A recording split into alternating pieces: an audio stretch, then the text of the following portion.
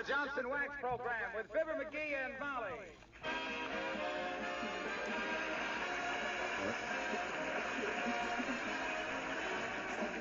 The makers of Johnson's Wax and Johnson's Self-Polishing Glow Coat present Fibber McGee and Molly, written by Don Quinn, with music by the King's Men and Billy Mills Orchestra. The show opens with Sweet Dreaming.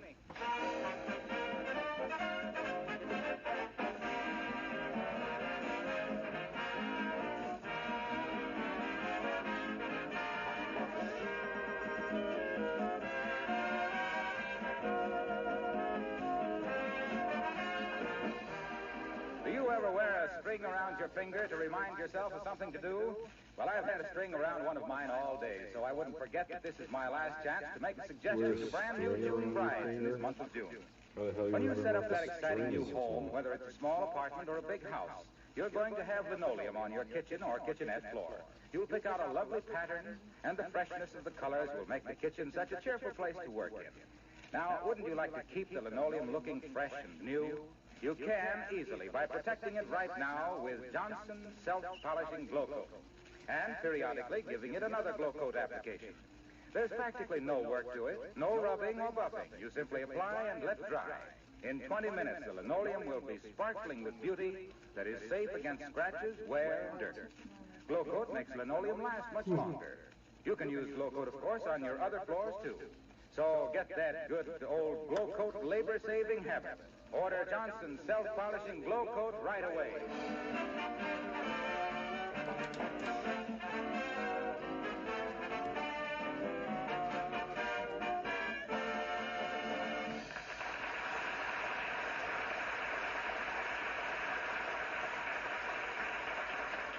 When you're frantically packing to go away, there are 1,001 details to take care of. And the division of labor is the same at 79 Wistful Vista as in any other home. The wife does 1,000 things and the husband does one. You know who we mean. Fibber McGee and Molly.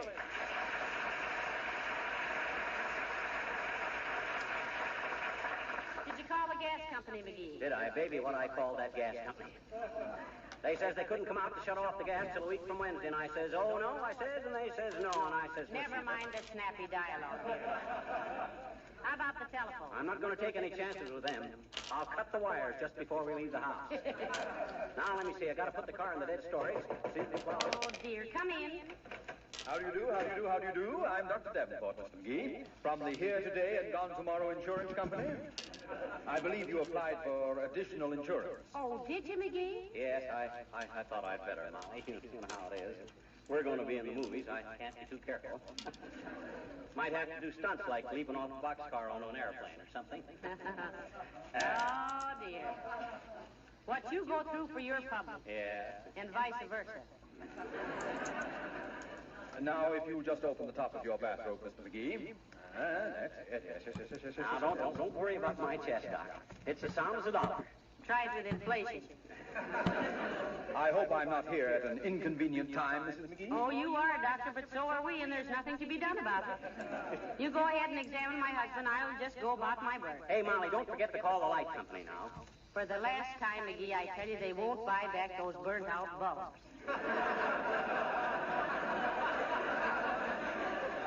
They got it. I've been saving them for 2 years. Please, Mr. McGee, hold still. Yes. Thank you. How's my heart, Doc? Well, I can tell better if you'll stop talking a moment. Okay, I'll shut up.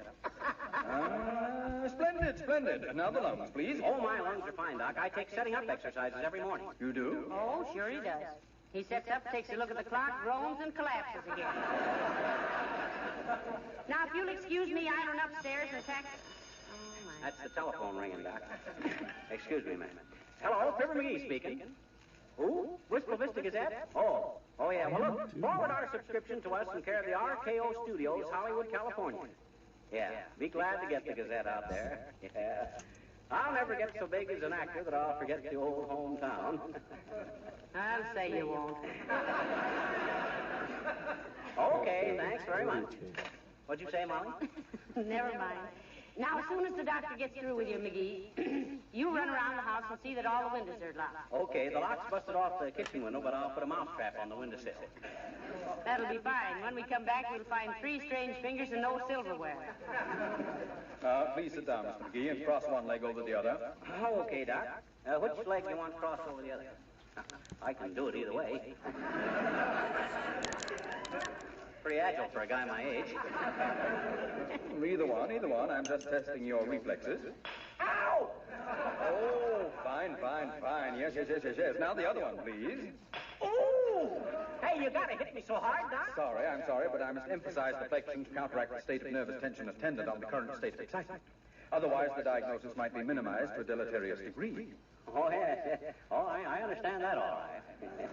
You do? Oh, sure. Then I wish you'd explain it to me. I muffed it all through medical school. Oh, McGee. Yeah? Have you got the railroad tickets? Sure, I got them right here. You see, Doc? Well, don't show them to me. I'm not going anywhere. Oh. Don't lose them, McGee. Don't worry, I pride myself on never losing railroad tickets. Well, as long as we've always gone places by bus, that's nothing to brag about. Is he in pretty good condition, Doctor? Apparently, Mrs. McGee, apparently. You a heavy smoker, Mr. McGee? He doesn't choose tobacco in any form, Doctor. Why, Molly, how can you... I smoke 10 cigars a day, and you know it. You call those tobacco? If that isn't alfalfa, I'll eat it. Oh, dear, put your bathrobe back on, McGee. It's Mrs. Uppington. Oh, what does that old moose want?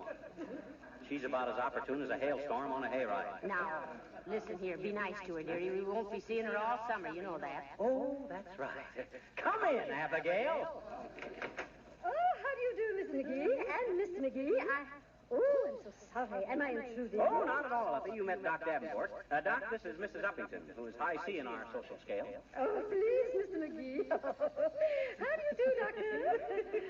Mrs. Uppington, I hope you don't mind if I proceed with Mr. McGee's examination. Oh, of course not, Doctor. Don't mind me. Your teeth seem to be in good shape. Thank you. Everyone says it. Oh, he means McGee, Abigail. Oh, of course. Silly of me. Oh, tell me, my dear, is it true that you're going to Hollywood to act in a motion picture with Edgar Bergen? Yes, it is, Abigail. Isn't it thrilling? Oh, promise me you'll do something for me, dear, while you're out there. You ought to have your tonsils out. Really? I didn't realize. He means me, Uppy. How's my weight, Doc? Well, you're a bit pudgy about the pistol pockets, McGee.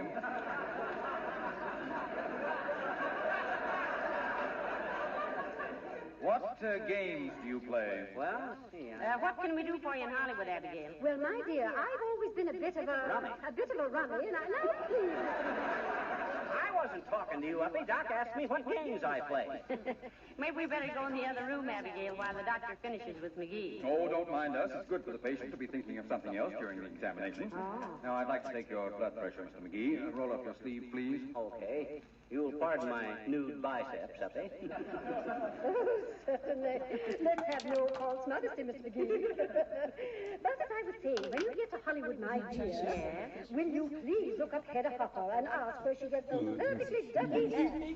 I think I could wear the same type because everyone says my face is... Well, below normal. I beg your pardon. Oh, you meant Mr. McGee's blood pressure, of course. Did you, Doc? Yes. Now, your waistline, Mr. McGee. Where's my tape measure? Oh, here it is. Now, stand still. Well, I'm not sure we'll meet Hedda Hopper, Abigail, but I'll certainly ask her about the hats because she and you must be about the same age. 39. Honest, I'd have swore it was only 37. Oh, now, boys, you flatter. He meant my waistline. You eat too much, dearie. Why, Mr. McGee, I don't. You mean her husband? Who's that? Oh, your husband? Well, he's this man right here. I meant the man at the door. What makes you think the man at the door is too much? Dad, Rabbit, go to the door, somebody. We gotta get going. Molly, take up the away. Hurry up, Doc. Check and see we got it going. Yes?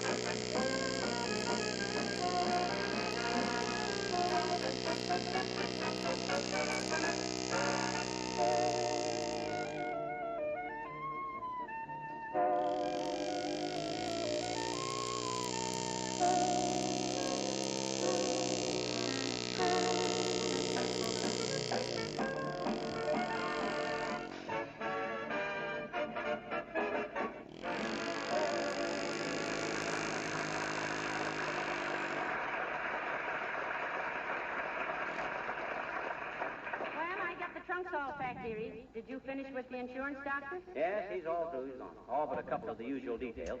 Hey, did you call the dairy to tell him we won't want any more milk? No, I've been too busy. You call. Okay, give me the phone. Thanks. Hello, operator. Give me the whistle, Mr. Dairy. Oh, is that you, Mert? Oh, How's every little thing, Mert? It is, eh? What's that, Mert? Your sister's wedding. Oh, that's terrible.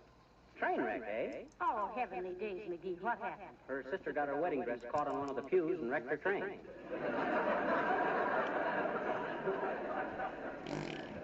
What's that, Mert? Yeah, we're going to Hollywood. Going to be stars in the cinema. Huh? What do you mean you'll take vanilla? I said cinema, not cinnamon. Oh, okay, Mert. I'll call the dairy later. Goodbye. Now let's see, Molly. I think we better go. Oh, dear, oh, dear, oh, dear. Now what? Come in. Hello, kids. Say, I hear you're going to Hollywood to make a movie. Is that right? Probably not, but we're going to do it anyway. Why, old-timer?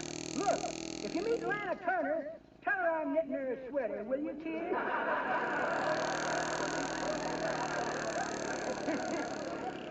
Well, I think she has a sweater, Mr. Oldtimer.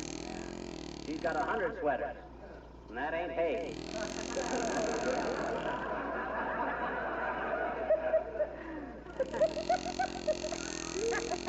Pretty good, Johnny. That ain't the way I heard it. The way I heard it, one feller says, other feller, they says. See where Fibber McGee and Molly are going to make a picture called Look Who's Laughing. Ain't that terrible? What's terrible about it, says t'other feller. Well, says the first feller, can't you just hear the critics saying, we'll bite who is? Nothing personal, kid. I sure hope you make it good, and I know you will, because other people have who can't act half as good as you can, which ain't saying much. So personally, I think you got what it takes. Don't take too much. If it does, you can always go back on the radio, and that's what some people are saying already. Oh, now they've gone back on the radio. For shame, kid.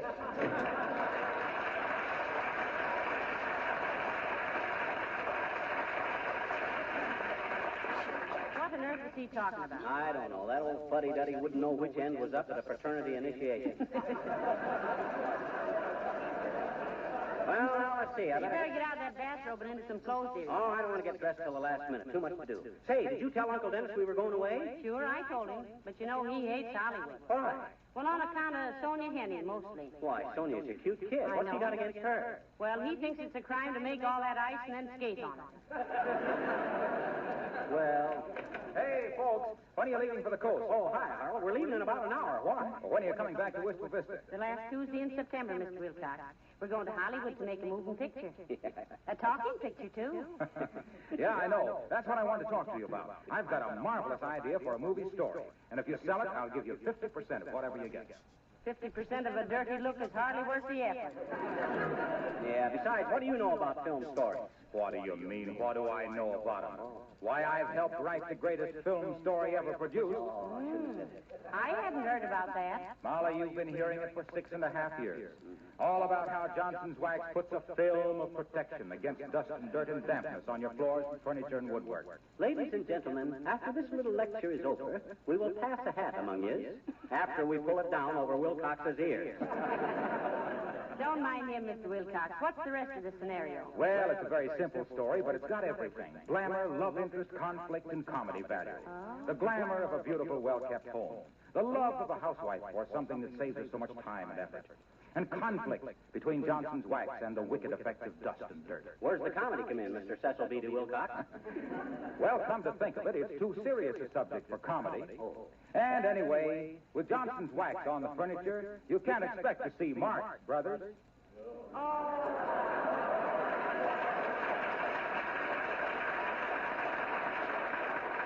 You'll feel better after you rest 13 months. Well, I hope you enjoy your trip, folks, and I'll see you in the fall. So long. Goodbye, Mr. Wilcox. Have a nice summer. So long, Harlow. Marx Brothers. Wow. That guy's going to wind up with his arm in a sling, reaching for him like that. Incidentally, McGee, I want to hear all the Johnson Wax shows this summer. Yeah? You know, I think Ransom Sherman is a very funny man. Yeah? They're going to call him haphazard on the radio. Well, I hope he doesn't get too funny, because... Heavenly days, we'll never get ready to go this way. Come in. Well, you'll feel better after you rest 13 months. Well, Hello, Mr. McGee. Hello, Mrs. McGee. Oh, hi, Wimple. Won't you come in and sit down, Mr. Wimple? Oh, no, thank you, Mrs. McGee. I just wanted to come and tell you goodbye for the summer and wish you a very nice vacation. Well, thanks, Wimple. You going away yourself? No, I don't think so. I should go away for my health, but my wife doesn't want me to. Well, why don't you go away if it's for your health? The healthiest thing I can do, Mrs. McGee, is not argue with my wife. Well, it was on a vacation trip that I met her, you know. Oh, on a vacation trip. That's very romantic. Yes, she was paddling a canoe and it tipped over. I swam out and rescued her. Oh, that's wonderful. A hero. That was very brave of you, Mr. Wimple. Yes. Sometimes I wish I had it all to do over again.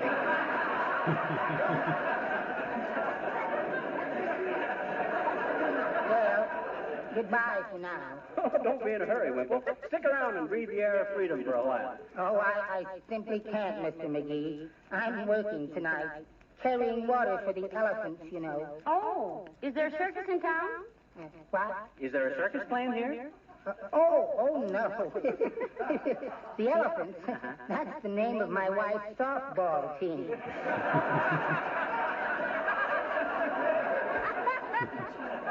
I carry water for them. Well, do have a nice trip and goodbye.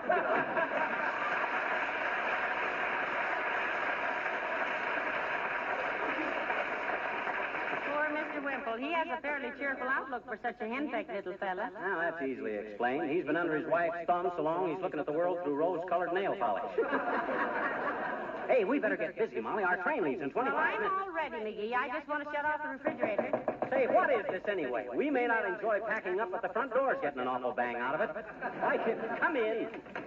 Hi, mister. Oh, hello there, little girl. I haven't got time to talk to you now. Why? Well, we're packing up. That's why we're going away for a vacation. Gee, what you want to go away for? I have mine right here. Oh, have you had your vacation? Sure. Right here on my arm, see? It hurt like 62.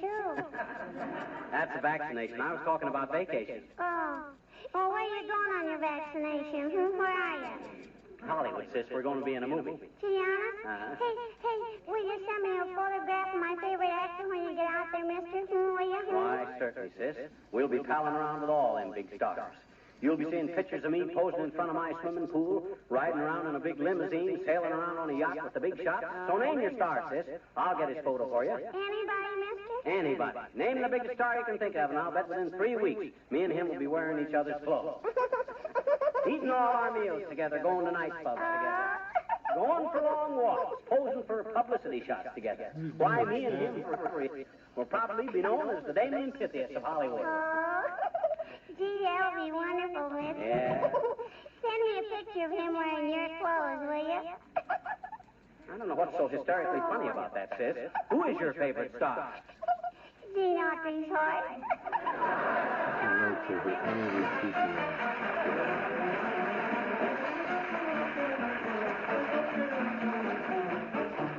The King's Men are very happy to repeat their popular version of The Reluctant Dragon. Yeah, not the Reluctant Dragon. One fine day while on my way to Ipswich by the sea, I met a rather charming chap who asked me into tea. It seems he was a dragon, you know the kind with wings, teeth and tails and claws and scales and all those dragon-like details. I admit I jumped a bit when he began to sing. I'm the reluctant dragon, what ho, quite so, the very reluctant dragon. Oh, Daddy, Daddy, don't you know, they call me the timid dragon. What rot, I'm not, I just won't fight, I'd rather play, I know I shan't get hurt that way. Here we go gathering nuts in May, I'm so reluctant, oh, so reluctant. After we had sipped our tea, a thought popped in my head. A dragon here? Ah, Jove, that's queer. He really should be dead. I say, look here, I said, aren't you a bit extinct? He looked at me and gave a cry and wiped a teardrop from his eye. Heaved his bosom with a sigh. Then he coyly winked. I'm the reluctant dragon, that's me. Every I'm the reluctant dragon, reluctant since 1911 BC. Could be, they call me the timid dragon. La la la la, what rot, what a lot of rot. I'm not what a lot of rot. When others fight, I run away. I guess that I was born that way. I'm to be queen of the May today. I'm the reluctant dragon. I'm frail and pale, the awful reluctant dragon. Don't step on my tail. They call me the timid dragon. What rot? I'm not. I just won't fight. I know I shan't Get hurt that way.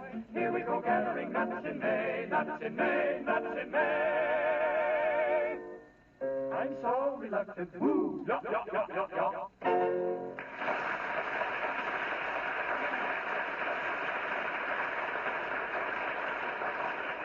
And furthermore, Gildersleeve, that's the silliest idea I ever heard of. Well, by George McGee, if you weren't Well, so what is thick... Mr. Gildersleeve's idea, McGee? He says what we ought to do is have somebody live in this house while we're gone. Ain't that dumb? Well, I don't know if I thought we could sublet it to the right people. Well, I didn't exactly mean sublet, Mrs. McGee. I had more in mind the care of your house. Oh. Imagine coming back in the fall to a nice, clean house. Windows washed. Furniture all Johnson's wax and polish. Oh, yeah. Shelves The show clean. comes Wouldn't back. that be worth This more guy, than any petty little sum you might get for rent? Well, it almost is to me, Mr. Gildersleeve. I wonder who we could get, though. Well, it just happens that my wife's brother and his family are going to be here all summer, and I thought... Oh, no, Trying to chisel some free lodging for your relatives, eh, Gildersleeve? Oh. Well, you can just keep the visiting fireman on your own hook and ladder. Now, McGee, I don't think Mr. Gildersleeve meant That's it. all right, Mrs. McGee. I'm not angry. I won't see my little chum until last week in September, and I refuse to quarrel with him. My goodness, I'll miss you, little pal. Shucks, the Spanish serenader's coming out in him. What are you after anyway, Gildersleeve? The use of our lawnmower for the summer? What did you say? I said, what are you after? The use of our lawnmower for the summer or something? In the first place, it isn't your lawnmower. It's mine. And in the second What place... do you mean it's your lawnmower? Just because I let you borrow it once or twice? That's all right, McGee. I was glad to get it back, if only for a day or so. He's right, McGee. It is his lawnmower. Oh, yeah, it's my lawnmower, and I can prove it. I know exactly where the bill of sale is. Where? Right here in the hall closet.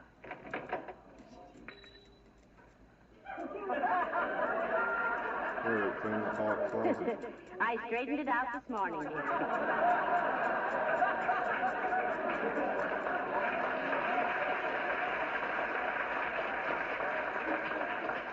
Well, where's that bill of sale? Okay, so it's your lawnmower. Take your old clover clipper, Gildersleeve. I'm a movie actor now anyway. I ain't mowing my own lawn anymore. You're not, eh?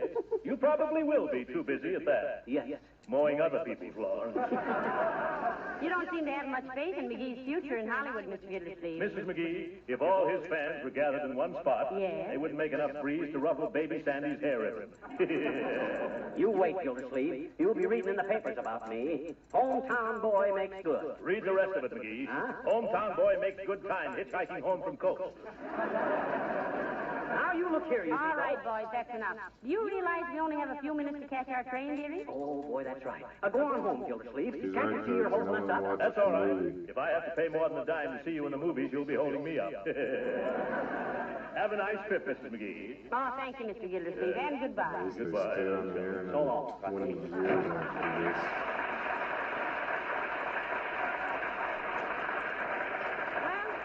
We've got to hurry like everything. You sure you got the railroad ticket? Yes, I got the tickets here. You see? Did you send for a taxi Yes, cab? it ought to be here any minute. Now, how about the trunks? Are they on the way to the station? Shucks, they're all in the baggage car by this time. I sent them trunks down there long ago. You did? You got to hand it to me, Molly. I'm efficient at this traveling business. I think of everything. Well, I guess you do at that, dearie. Now, hurry up and get out of that bathrobe and into some clothes. We've got to go. Okay, I'll run upstairs and... What's the matter? Oh, my gosh. I ain't got any clothes. I packed them all in the trunk. Oh, heavenly days. How are we going to...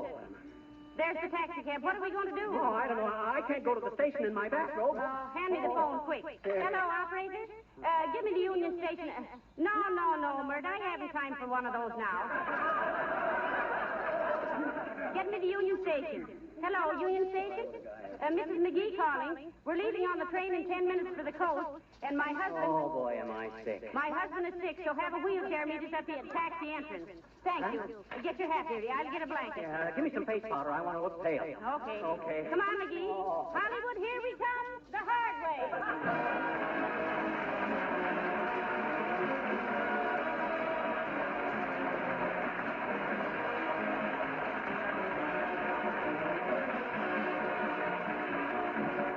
Fibber and Molly will be back in just a moment. Say, next time you go shopping, stop a moment just before you're ready to pay your bill and ask yourself, have I forgotten anything? Isn't there something that comes in a red and yellow package that I was going to buy? Oh, yes, Johnson's self-polishing glow coat.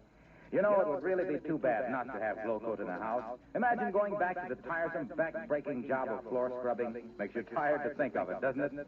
Seriously, it would be bad. Bad for you and bad for your linoleum, because continual scrubbing ruins linoleum. Glow coat, on the other hand, protects linoleum. Protects it against scratches, wear, and dirt. Protects it with a hard, beautiful polish that keeps the colors fresh and bright. Johnson's glow coat is called self-polishing because it needs no rubbing or buffing. Just apply and let dry. If you aren't already a glow coat user, try it just once, won't you?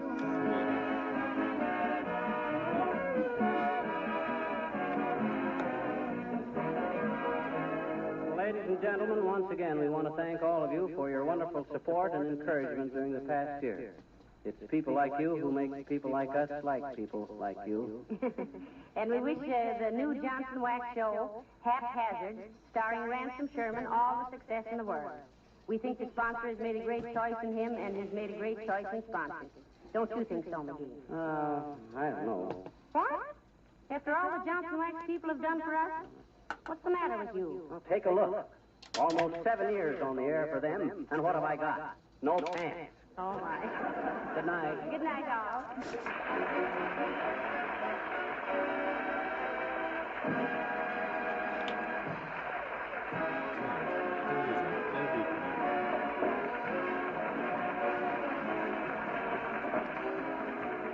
This is Harlow Wilcox, speaking for the makers of Johnson's Wax Finishes for the home and for industry, inviting you to be with us again next Tuesday night for the premiere of the new Johnson Summer Show, Haphazard, starring Ransom Sherman.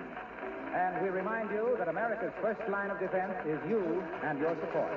So invest to the best of your ability in defense savings bonds. Good night. Yes, it certainly pays to keep that car of yours looking its best. It's good business, and you get more pleasure out of a car that's wax polished. That's why car owners have welcomed Johnson's Car New, the easy-to-use auto polish that both cleans and wax polishes in one application. 2 jobs at the same time. Give your car a Car New beauty treatment. The cost is low, the result's amazing. Ask for Johnson's Car New, spelled C-A-R-N-U. This is the National Broadcasting Company. The Johnson Wax Program with Fibber McGee and Molly.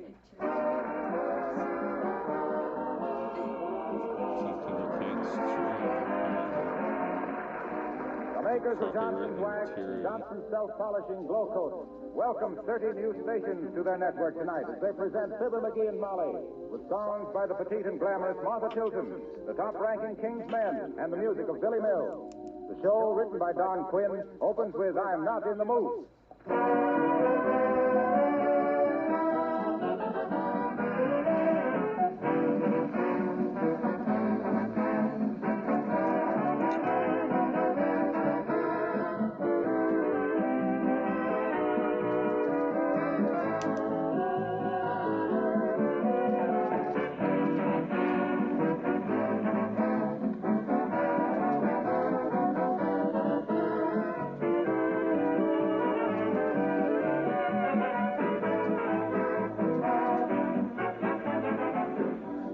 Great to have Fibber and Molly back again, isn't it? They're all tanned and rested after their vacation, and I'm sure they have lots of good fun in store for your Tuesday evenings from now on. Our sponsors, the makers of Johnson's Wax products, would like to join all of you in giving them a royal welcome. Here's to Fibber and Molly and Don Quinn, the writer, and all the members of this fine cast of performers. May they live long and happily, and may they continue to be your friends and your favorite radio program.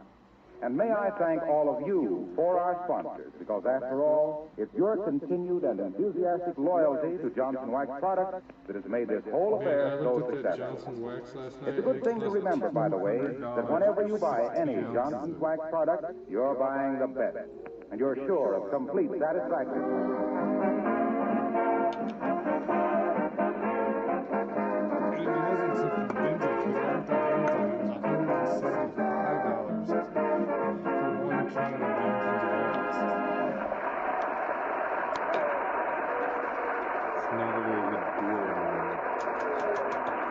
Well, all good things, even vacations, must come to an end. And a good thing, too, because a bank account is a good thing, too. And two people we know were coming to the end of that, too. And here, just arriving home at 79 Wistful Vista, we find for the first time in 13 weeks those travel-weary, train-tired, ship-shapeless, map-happy homecomers, Fibber McGee and Molly.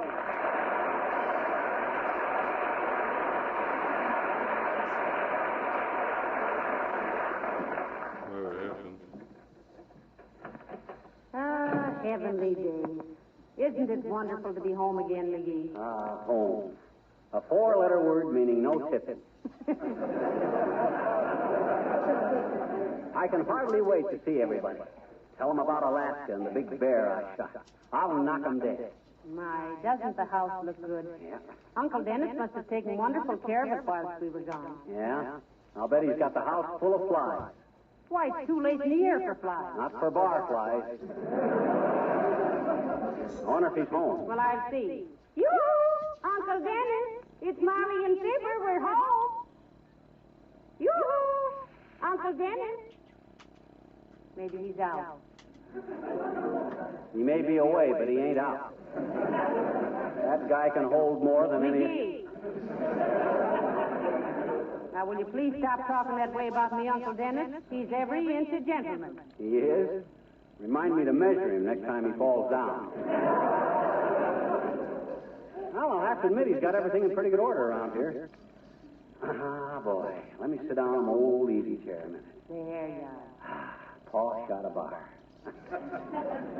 Thank goodness we only have to take one vacation a year. Sure tires you out, don't it? Yes, but it's been a wonderful trip. You've learned all about salmon fishing, bear hunting, and underwater photography. Huh? What do you mean, underwater photography? You mean it was accidental when you fell out of the canoe with a movie camera? Oh, dear, look out the window and see who it is, Mrs. Uppy. Come in, Uppy. How do you do, Abigail? My, it's nice to see you again. How do you do, my dear? And Mr. McGee. Hi, Uppy. I'm glad to see even you. How's the world been treating you, Sheldon? Have you had a nice summer, Abigail? Oh, delightful, Mr. McGee, and delightful. I think the summer singing to the boys in the army camp. Oh, but tell me, where have you been and what have you been doing? Well, sir, Uppy, we drove to Seattle and took a boat to Alaska. Wonderful country, too. It's so... Oh, my, how those soldiers did appreciate my singing. I was on the program with another lady singing, you know, and they simply wouldn't let me leave the platform. They kept shouting, more, give us more. Oh, well, that must have made the other singer feel fine. Who was she? Bruce Moore, I believe.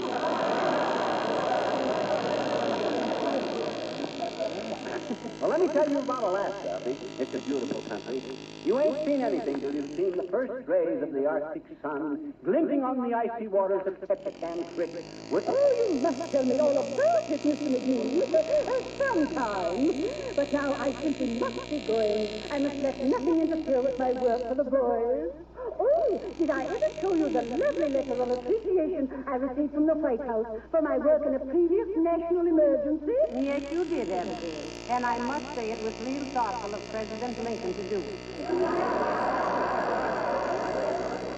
Yes, indeed it was. I beg your pardon. It was President Wilson. Oh, goodbye. Wow. If I'd have been you, Molly, I wouldn't have been quite so... I almost forgot. Welcome home.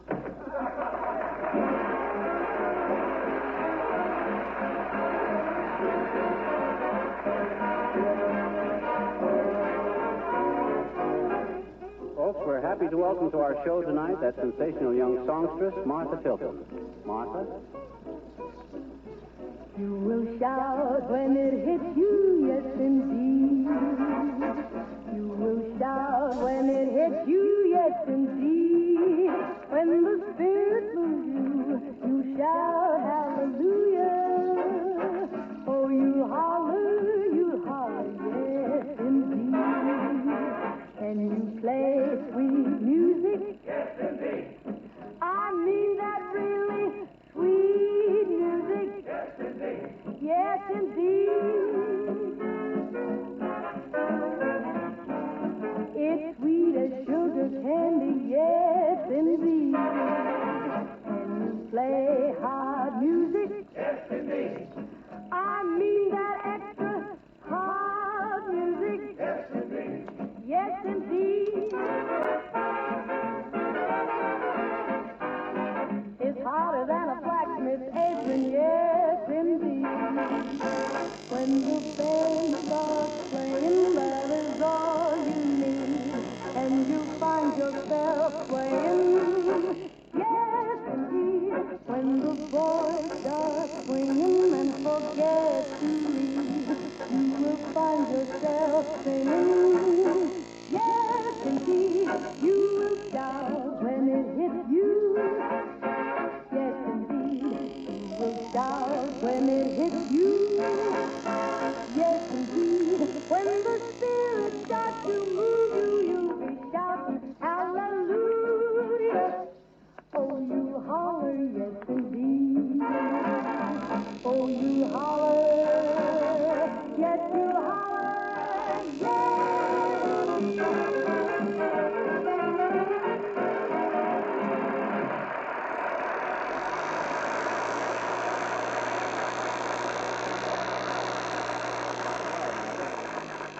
Well, you'll have to admit, McGee, Uncle Dennis has kept the house in apple pie order. He would. He knows I don't like apple pie. Is he home? Yes, he's taking a nap. What's that? I told you, Uncle Dennis is taking a nap.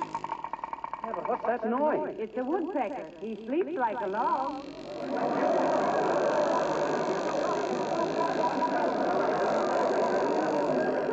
Yes, indeed. By the way, I wonder if that taxidermist in Seattle has sent me that bearskin yet. Oh, it's too soon, dearie. Takes a little time to cure it, you know. Not when I shoot 'em. When McGee draws a bead on 'em, bang. They're cured of whatever troubles they ever had. Come in. Well. Billy Mill. Hello, Billy. My, it's nice to see you again. Hello, kids. Welcome home. Thanks, Billy. And what kind of a summer did you have? Well, babe, very groovy.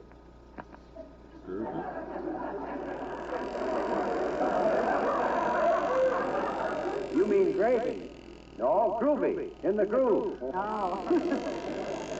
Have you the same bunch of nice boys in your band this year, Billy? Yeah, off of my scribble player. Had to let him go. Why, Bill?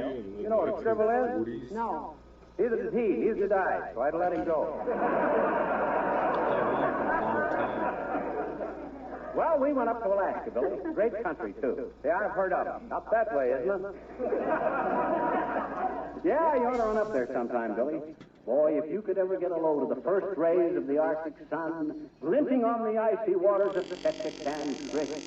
Ah, Alaska. Hey, maybe my secretary would know what a scribble is. Alaska. I'll ask him myself. See you later, babe. So long, Jim.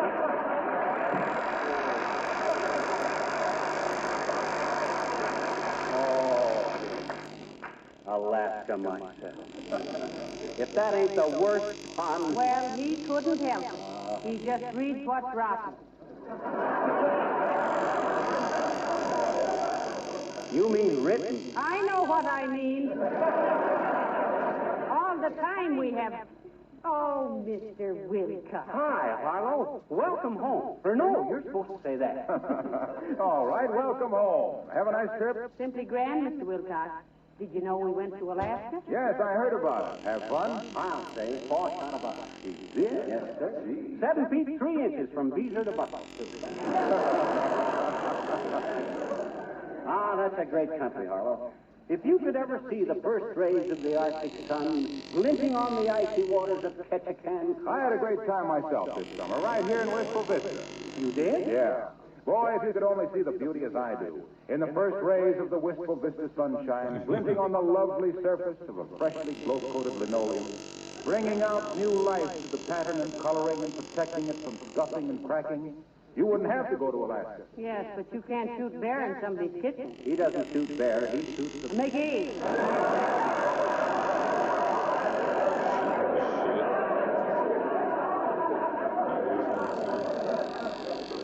Incidentally, Molly, you'll have to give me partial credit for your house being so well kept while you were away. Why, Uncle Harlow? Asked little Fibber, with a mischievous twinkle in his merry blue eyes, because he knew darn well what was in store for all his little radio friends.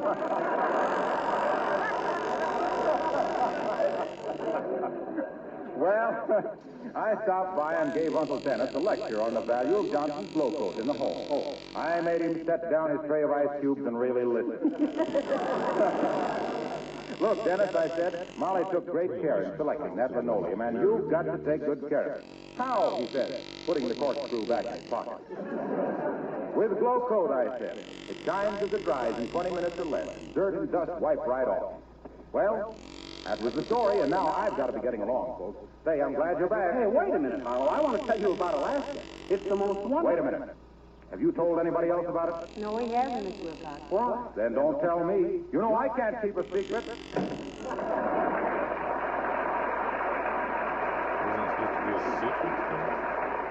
That's for myself. Hey, Molly, there's a good place for that bearskin. Right on the floor there in front of the fireplace. Never. I'm not going to go around doing my housework with that thing showing its big, beautiful white teeth at me like Caesar Romero, and I wish it was.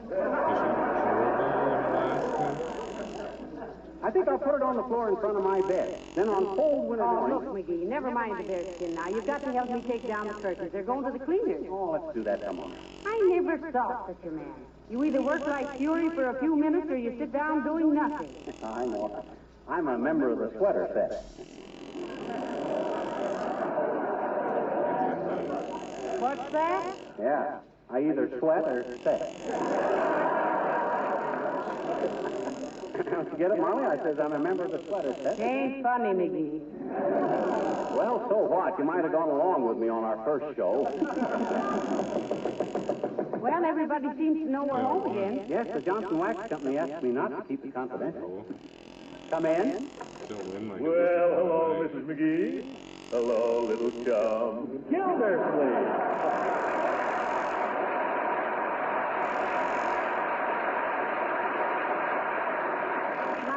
It's nice to see you, Mr. Gildersleeve. Won't you have a chair and a cup of tea? No, thank you, Mr. McGee. I can't stay but a moment. I just dropped in to say goodbye. Goodbye? Where are you going? I'm not going. I've gone. I've moved to Summerfield. I'm managing the estate of my niece and nephew. Oh, well, what you going to do with your house here, Gildy? Sell it or rent it? Sell it. Would you care to buy it as an investment? Me? Why, I wouldn't give you a nickel for that rat-ridden rabbit hutch, Rocky. Oh! Remember when that house had an iron deer out on the front lawn, Molly? Yeah. Whatever happened to it? He looked around one day and took a look at that house and ran away. Now, look here, McGee. I've taken plenty from you in my day, but by George... Oh, my goodness. What's the matter? I must remember to buy George, my caretaker, a little gift. He's been taking care of my house this summer. Did you meet him? No, we were up in Alaska, Rocky. There's a wonderful place. I shot one of the biggest bears in the... Yes, and how did you like it, Mrs. McGee? Oh, I had a wonderful time, Mr. Gildersleeve. The way I happened to shoot him was, I was walking around the bend to catch Callahan Creek when all of a sudden... What time is it? It was early in the morning. Just as the first rays of the Arctic sun were glinting on the ice... I mean, what time is it now? 3:30, Mr. Gildersleeve. Oh, dear. Just got time to catch my train. But I just couldn't go without coming in to say goodbye to you, Mrs. McGee. And Fibber, my little chum.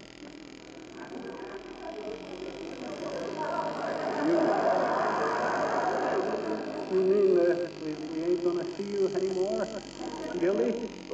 Chin up, little pal. That's life, you know. After all, we're just ships that pass in the night. I hope you miss me as much as I'm going to miss you. Well, ships that pass in the night had better miss each other.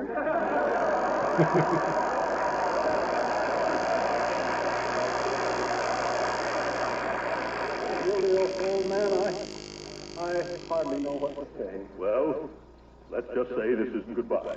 It's au revoir. Oh, I can't say that. Why not? I can't pronounce it. Let's just say goodbye. Goodbye. Goodbye.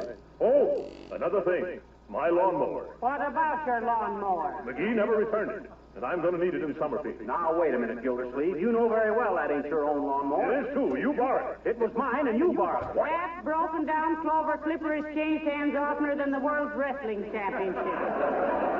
Can either of you prove ownership? Yes. How? It's got my initials carved on the underside of the handle. Well, if it has, it's yours, Mr. Gildersleeve. Go get it, McGee. I will not. If he wants it, let him go get it himself. All right, I will. Where is it? Right in there. Here? Yeah. Okay. By George, I'll... Oh, my goodness!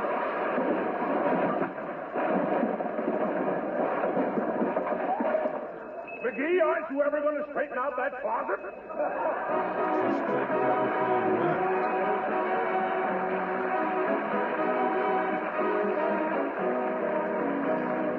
And here, back from their summer vacation, no bigger but better than ever, your favorites and ours, the King's Men, singing Little Liza Jane. I got a gal and you got none, little Liza Jane. I got a gal and you got none, little Liza Jane. Oh, little Liza Jane. Oh, little Liza Jane. Come, my love, and marry me. Little Liza Jane, how happy we will be, my little Liza Jane. I'll go buy a wedding ring. Little Liza Jane, we'll be married in the spring, my little Liza Jane. Oh, little Liza Jane. Oh, little Liza Jane. Then one day in the middle of May, little Liza Jane, away she ran with the traveling man who stole my Liza Jane. Oh, little Liza, when I heard the news, oh, little Liza, I got the blues. Liza, come back, my Liza, Liza, come back, my Jane. Liza, Liza, Liza, little Liza Jane.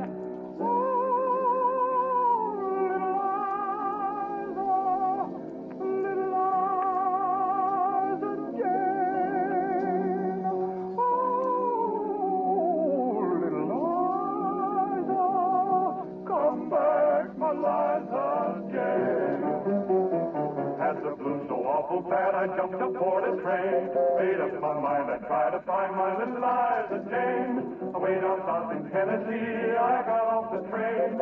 Who was waiting there for me but little Liza Jane? Oh, little Liza Jane. Oh, little Liza Jane. Took my honey by the hand, got back on the train, stole her from that traveling man, sweet, sweet Liza. Now we live in Baltimore, me and Liza Jane. Lots of children round the door, just like Liza. Liza Jane. Liza, how I love my Liza Jane.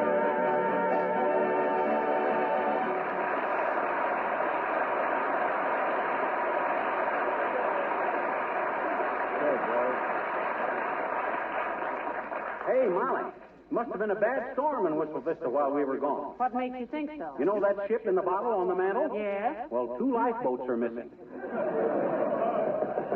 Hardly Come wish in. it. Well, if it ain't old Wallace Wimple. Hi, Wally, old man. Hello, folks. Come right in, Mr. Wimple. It's nice to see you again. Thank you, Mrs. McGee.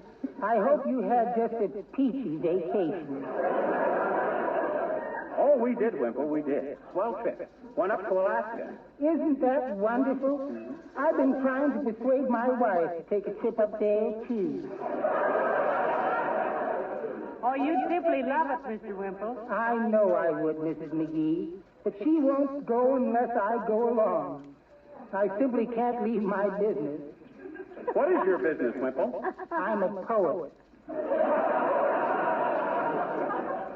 a poet, eh? Well, you ought to grow a beard, Wimple. Poets are more impressive with beards. I did once, but the people who buy my poetry didn't like it. Oh, to whom do you sell your poetry to? Burma shave.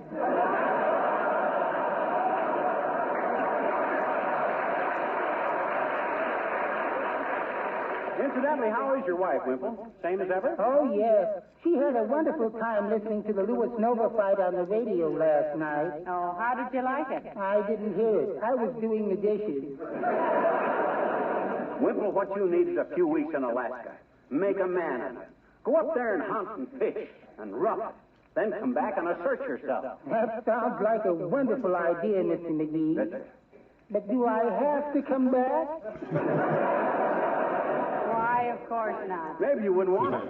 Boy, if you ever saw the first rays of the sun glinting on the icy waters of Callahan Creek. Oh, I'm sorry. There's my wife honking for me. Come and do goodbye now. So long, man.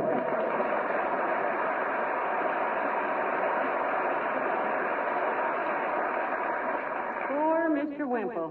Say, what's his wife like, McGee? Well, roughly like the backfield of the Green Bay Packers. I hate to say that, loving football the way I do. Oh, well, look who's here, Molly. Hi, mister. Well.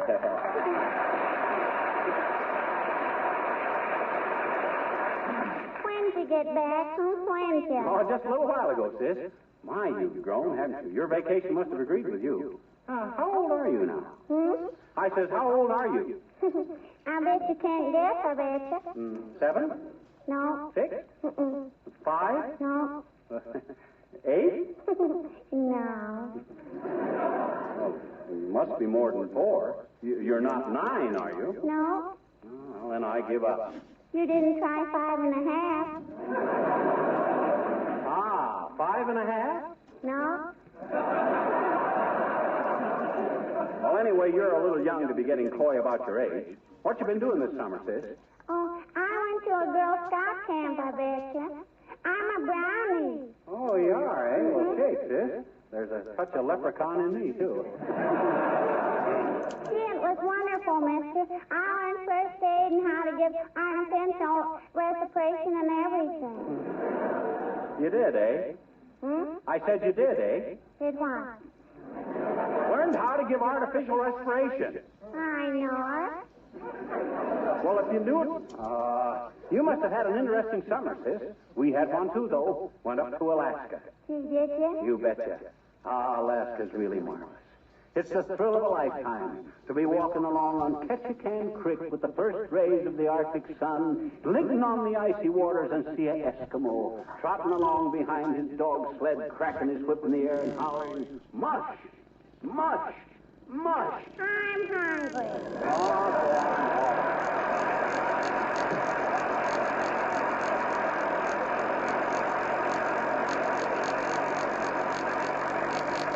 Ever see a kid with an appetite like hers, Molly? Well, she loves growing. All little girls are like that. They love menus when they're young, and they love used men when they're old. Now will you help me take down the curtain? I'll drag him down with my teeth after that. I don't know, Molly. I don't think I will. I don't feel like that. I don't feel good. What's the matter? I'm worried about my skin. We'll take a warm bath and rub a little oil on it. No. I mean my bare skin. Oh. Wait. Those guys promised they'd send it to me. Come in. Hello there, kids. How's everything?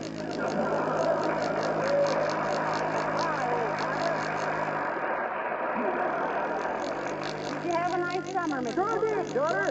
Hey, Molly, watch his eyes pop out when he finds out where we've been. You know where we went this summer, old-timer? No, I don't, Johnny. Firstly, I went up to Alaska. Alaska?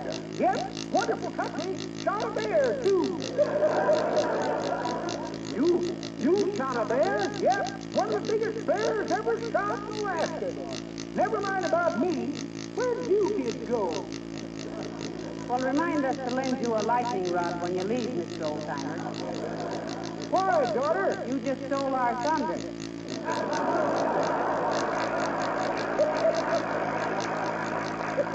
That's pretty good, Dora. Or it would be if I knew what you meant. That ain't the way I heard it.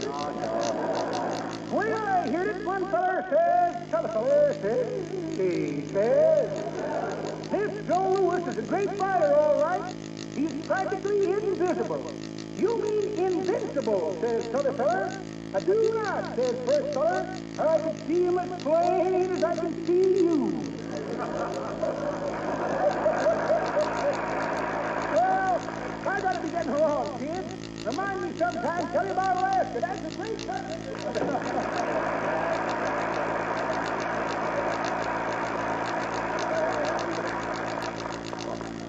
That doesn't. What, McGee? Sit down, Molly. There's something I want to tell you. McGee, what is it? Don't look like that. You're frightening me. Sit down, Molly. But what do you want to tell me, dearie? I want to tell you about my trip to Alaska. But I was right there with you, remember? I know, but I got to tell somebody or I'll stop. Oh. All right, dearie. Go ahead. Thanks.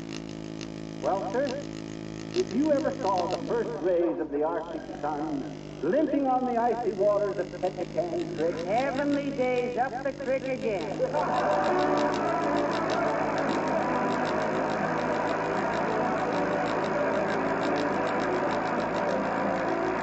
While we're waiting for Fibber and Molly to return, I'd like to have a moment with you to say farewell to September and hello to October.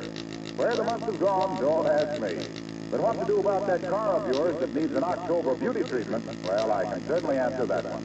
Make it sparkle and shine with Johnson's Car New, the sensational auto polish that both cleans and wax polishes in one application.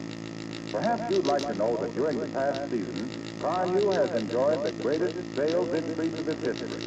More and more car owners have discovered how easily, how inexpensively, they can clean and wax polish their cars this modern way. Car New saves time, Car New saves money.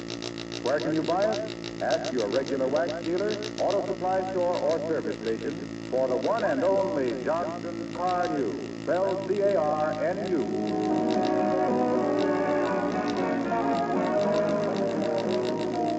Ladies and gentlemen, Molly and I and the Johnson Wax people and all of us would like to take this occasion to wish Harold Perry every success with his new Sunday afternoon program, The Great Gildersleeve. Yes, we'll miss him on Tuesday nights, but we're proud that our association was a stepping stone toward his own show.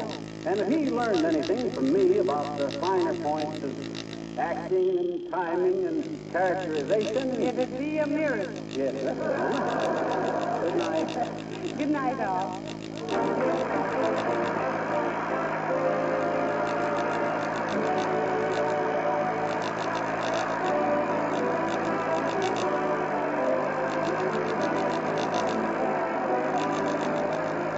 This is Harlow Wilcox, speaking for the makers of Johnson's Wax Finishes for Home and Industry, inviting you to be with us again next Tuesday night, and reminding you that America's first line of defense is you and your support.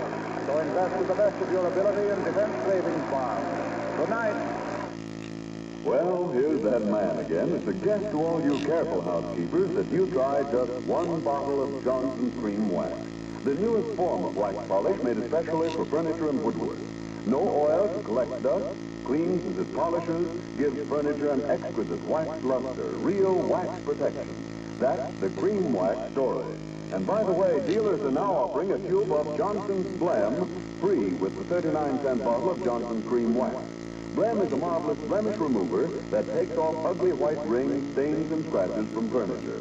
Get the combination package of Johnson's Cream Wax and Blem for only 39 cents. This is the Red Network of the National Broadcasting Company.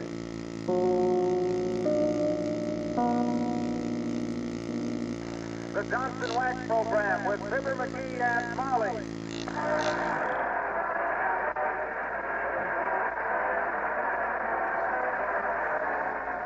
The makers of Johnson's Wax and Johnson's Self-Polishing Glow Coat present Fibber McGee and Molly, written by Don Quinn, with songs by Martha Tilton and the King's Men, and music by Billy Mills. The show opens with Hi, Neighbor.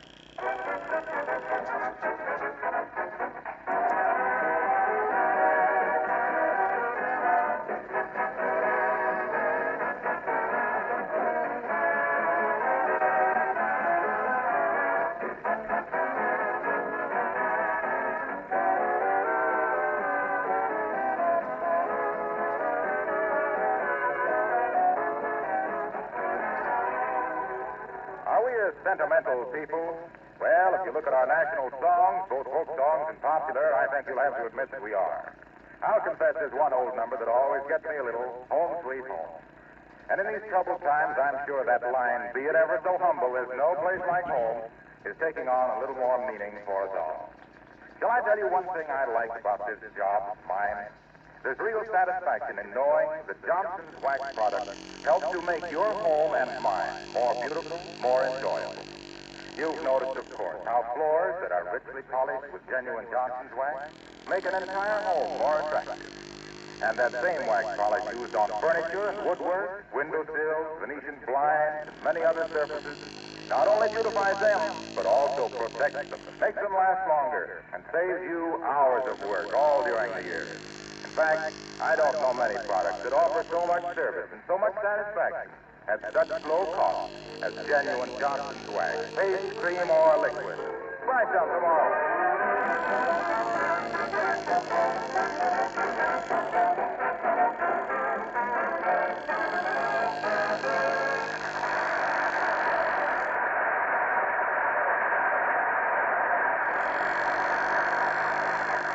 Well, life has settled down to comparative normalcy at 79 Wistful Vista. The master of the manor is taking a shower in his masterful manner, while the lady of the house is serving tea to Mrs. Uppington, who is to local society what a Dodger used to be to Brooklyn. Come in and meet Fibber McGee and Molly.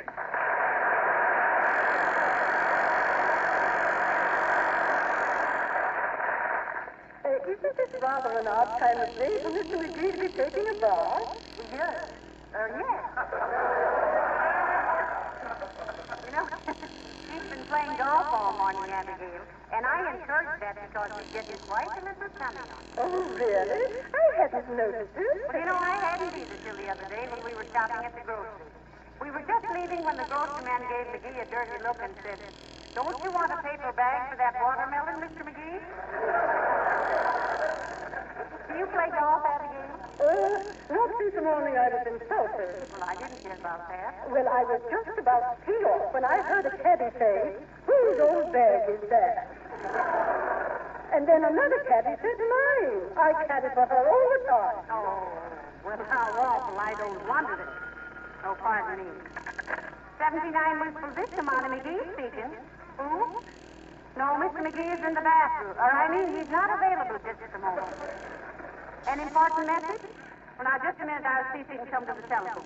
You'll pardon me a minute, Abigail. Oh, had a little dog and his name was Adam. Never scratched fleas, but we knew he had him. Oh, McGee. Oh, McGee. Who is it? Now, who do you think would come busting in here while you were taking a shower? The Floridor Sextet?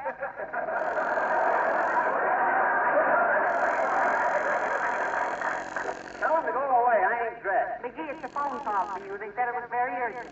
Oh, well, you take the message. All right, but it may be pretty important. Get dressed quick and come out. Okay. Oh! Hand me that wrist pad and that little pencil out of here. Yes. Thank you. Hello? No, Mr. McGee can't come to the phone just now. I'll take the message. And you can go as fast as you like. I've taken it to shorthand. Yes. Fibber McGee, 79 Wistful Vista. Yes. Need you. Yes. Urgently. Yes, yes. Worth $50,000. Yes, I have that. Yes. Who, Jim? Let you know when? Oh, by tomorrow. Yes, well, thank you. I'll see that Mr. McGee gets it right away. Goodbye. Heavenly days, this must be important. Well, where on earth did you ever learn shorthand? You clever girl. Same place I first met McGee, at business college. I studied stenography and he studied... Hi, Uppy. Hey, Molly, where's that phone message? Oh, what was it? What'd they say? Well, I wrote it all down. Here you are. Oh, thanks. Fibber McGee, 79 Wistful Vista. Hey, what is it? Chinese, or have I still got soap in my eye? It's your pen, Miss McGee, and it must be very important. It says it's worth $50,000, and they must know by tomorrow, and somebody named Jim. Who's Jim, and what's he got to know by tomorrow? Gee whiz, $50,000. Read it to me, Molly. Read it, quick. All right, give it here. Yeah. It says, Now, wait a minute. I always was better at writing shorthand than I was at reading. Oh, now calm yourself, Mr. McGee. I'm sure it will all come back to her in a moment. Can't you remember what they said, my dear? I know. In shorthand, they train you to concentrate on what you're writing, not on what's being said. Now, let me see. I think this squiggly little potholes here being... no, no, it doesn't either. Not unless it has a loop on it. Oh, but Molly. Molly, you gotta read it. I gotta know. Oh, stop fussing. What if I can't remember how to read it? We'll find somebody that can. Yeah, but who wanted the call? Jim who? Certainly you remember that. Well, I wrote it right down here, but... oh, my, I wrote that in shorthand, too. $50,000 and they gotta know by tomorrow, and I don't know who it is. Take it easy, dearie. Take it easy. Maybe they'll call again. Why should they call again? They figured that any guy that was worth $50,000 to him would at least have an efficient secretary. That John Bell? Who? Anybody that would pay you $50,000. Oh, yeah. Now, you look here, Miss McGee. I'll have you know Wait a minute, McGee. Uncle Dennis, I think he can read shorthand. Oh, I think so too, Mrs. McGee. He's such an educated gentleman. Someone told me he's always bringing some teachers home with him. Well, I'll try anybody. Where is Uncle Dennis? He's gone out. Pardon me, Miss McGee. May I make a suggestion? Why, of course, Abigail. Go ahead. Uppy, if you can get me out of this spot, I'm your friend for life. And I wouldn't care if I lived for several years. What is it? Well, I was just about to suggest that perhaps if Mrs. McGee remembered what system of shorthand she learned in business college, she might purchase one of the instruction books. Oh, heavenly days, just the thing. McGee, I think I still have my old shorthand book. Oh, boy, that's wonderful. Where is it? Right in there. Oh, hold everything. I'll get it.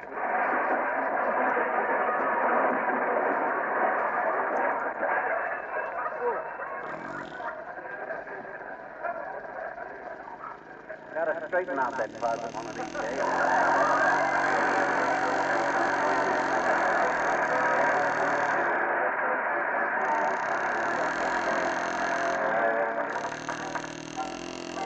Martha Tilton sings Kindling Low is Feeling High. On the Yankee River, near the Yankee Stadium, lives a little China boy. Fate was mighty fickle, never had a nickel, didn't have a single toy. He took a rifle, a pair of chopsticks, he learned to beat out a lot of hot licks. Now he's drum, he remarked with a grin, today I am a man.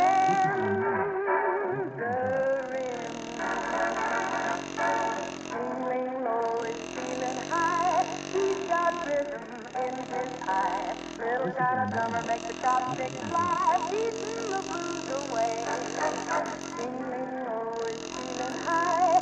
He's a boogie guy. Taught him how to swing a Chinese lullaby. They love to hear him play. China's in an awful quandary. There's no one to do the laundry. Chop, chop, chop, let's close that shop. Every Hong Kong song is beating the song. Tingling low is feeling high. He's the toast of old Shanghai. Little China drummer makes the chopsticks fly, beating the blues away.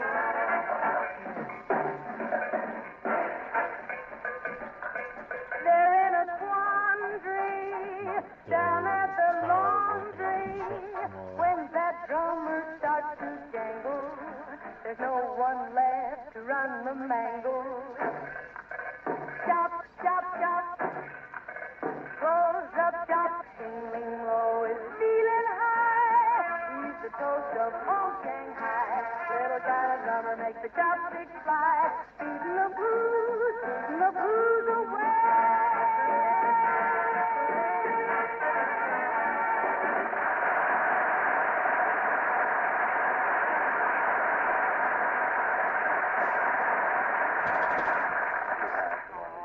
Stop worrying, McGee. Stop worrying. We'll find somebody who can read shorthand. But time, Molly, time.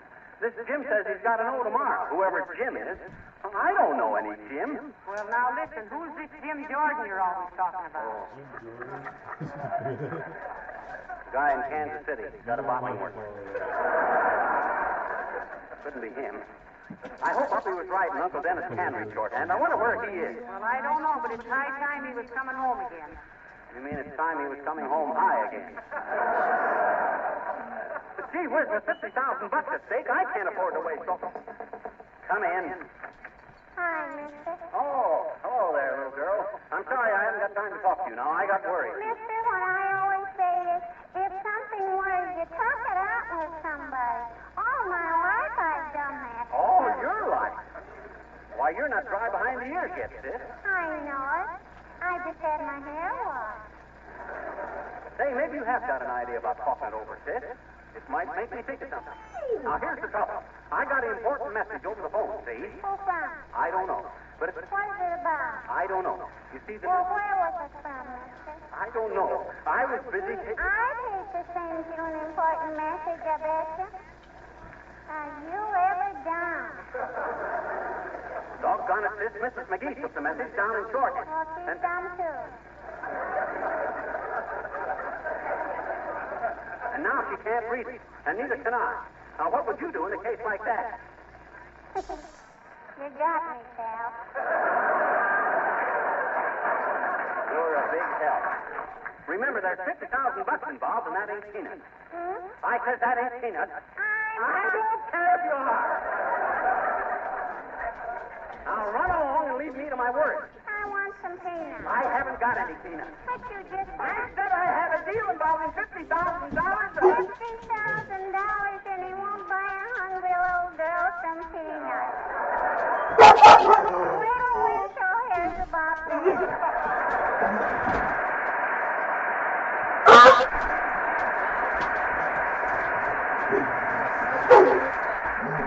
Impudent little twerp. I can read her future in the palm of her father's hand. I hope. Hey, Molly. Yes, dearie. You got anywhere in figuring out that shorthand? Well, I'm making a little progress. You see this little twisty mark here? Yes. What's it mean? Well, it means either expect, accept, aspect, inspect, or respect. I'm not quite sure because I'm so rusty. Rusty? You're corroded. Think, Molly, think. I can't kiss $50,000 goodbye. Oh, I should say you can't. You know very well money is covered with germs. That's probably why I always been so healthy. Never handled enough of it. Oh, I wish I could think of who might help me. Hi, Fibber. Hello, Molly. Oh, just the one I wanted to see. Mr. Wilcox, do you understand shorthand? What do you mean? What do you mean, what do we mean? That was a simple enough question. Do you understand shorthand or don't you? Well, I can't write it or read it if that's what you mean. But I know what it is. It's a wonderful thing. Oh, wonderful. Yeah, it's a fearful and wonderful thing. Especially if you get a yen to toss 50,000 smackers out the window. Very useful. What are you talking about? Well, I took a telephone message for McGee in shorthand, Mr. Wilcox. Something about an urgent matter involving $50,000, and somebody named Jim had to have an answer tomorrow, and now I can't read the message. Well, say, this is a tough spot. Well, my wife knows shorthand. She does? She does? She surely does. She says it was very useful to her in college. She's always telling me that shorthand is sort of like Johnson's self-polishing glow coat, because it's the new and easy way to do an old and hard job.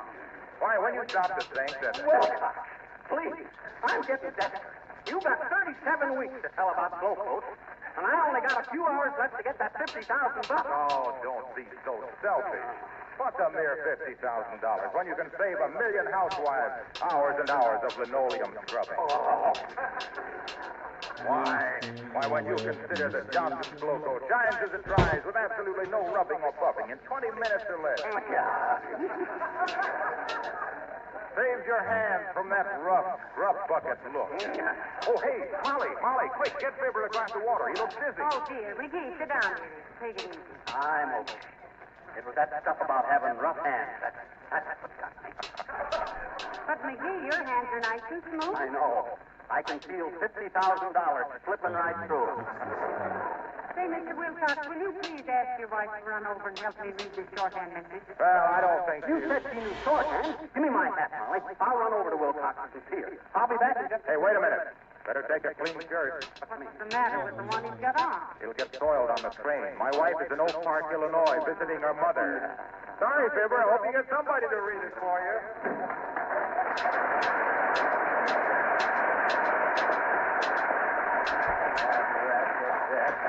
That man wouldn't give up a sales shot for any amount of money. He's like an Indian who just ran out of chewing tobacco. Why? No cut blood.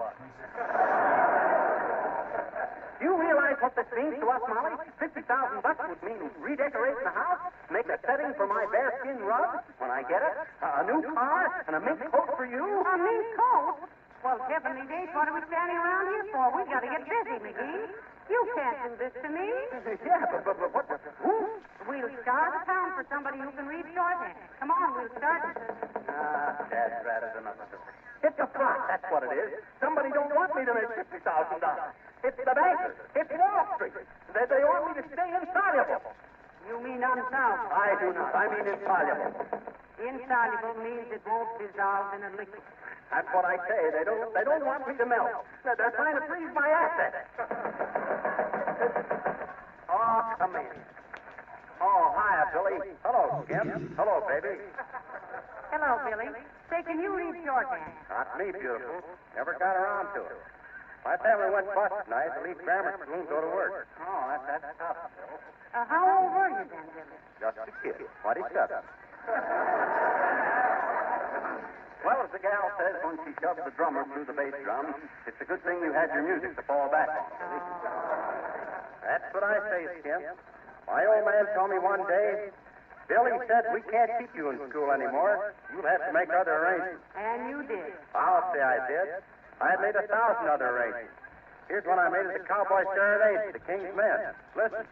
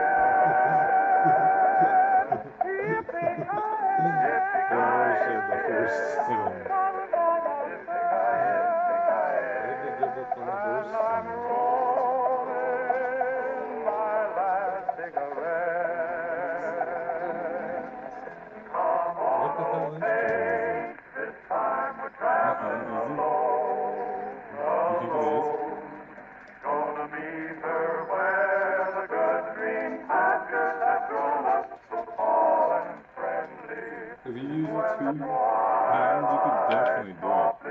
Your face would be sore as hell. That's why no one does it.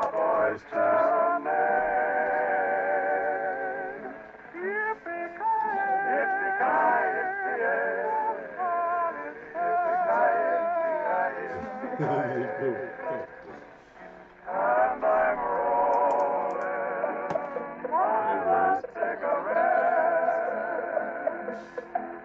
I think you're right.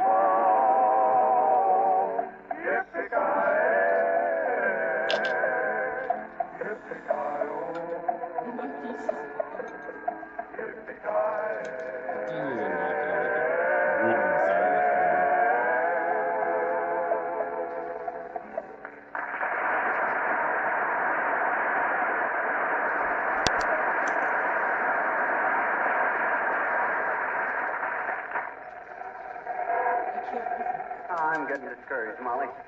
We've been all over town. Asked 19 people and 2 strangers. None of them can read shorthand. This burger's practically illiterate. Now, don't give up, Billy. Remember, Rome wasn't built in a day. They were probably shorthanded, too.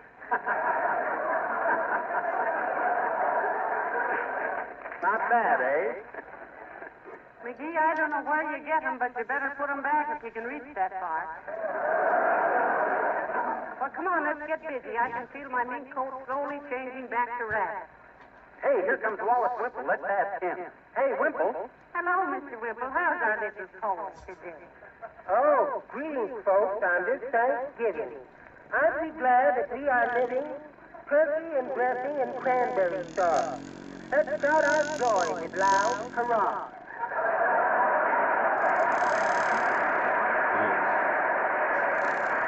What's the idea, Wimple? This ain't Thanksgiving. I know, Mr. McGee. That's a greeting card verse I wrote just this morning. I want to see how you like it. Just try it on the dog, you might say. Who, me? I'm afraid you're barking up the wrong dog today, Mr. Whipple. McGee's hardly in the Thanksgiving mood.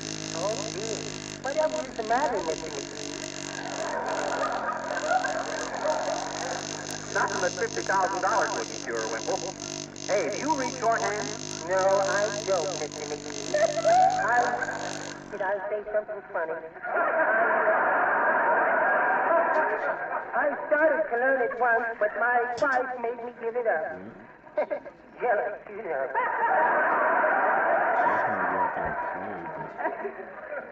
Jealous of shorthand? Yes, indeed. I was practicing it one day while she was doing some ironing, and she said, "What are you studying, Wallace?" And I said, "Shorthand," she said. And she said, "Will I be able to read it, Wallace?" And I said, "No, sweetie face." And she said, "That's fine, Wallace," and patted me on the head with a flat iron. Well, I'll bet that sizzled your hair, Wimple. Yes, it did. And then she hit me again because she thought I was hissing at her.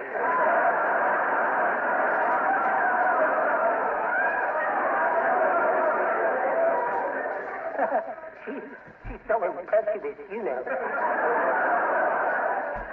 You poor lad. How on earth do you stand all that abuse, Mr. Wimple? Oh, she's really a lovely woman, Mrs. McGee. She has a heart of solid gold. Solid gold, eh? Yes. Sometimes I like to think of her buried deep in Fort Knox. Oh, but I see you're fidgeting, Mr. McGee, so I'll just run along now and do an errand for the little woman. Tell me, do you know of a good Potawatomi carpenter? A Potawatomi carpenter? No, we don't, Wimple. What? My wife splintered one of her Indian clubs. Well, goodbye now.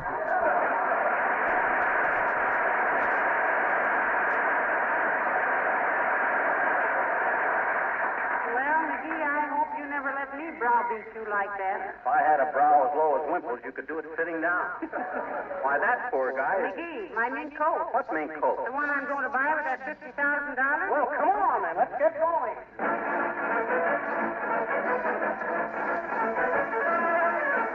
Look, Bud, you're the official court reporter for the circuit court here, ain't you? Oh, yes, I am. Why? Well, as citizens of this community, we want to ask you a favor. Why, of course. Be glad to do anything I can for you.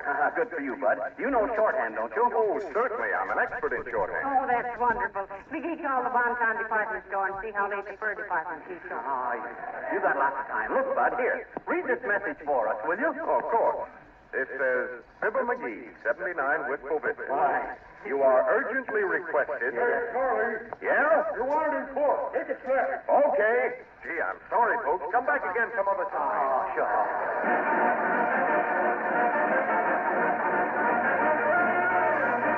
Come on, McGee. The information desk is right over here. These librarians are supposed to know everything. Hey, sis. Not so loud, please. People are trying to read. Oh, we're sorry. Can you read shorthand? No, I'm sorry. You're sorry?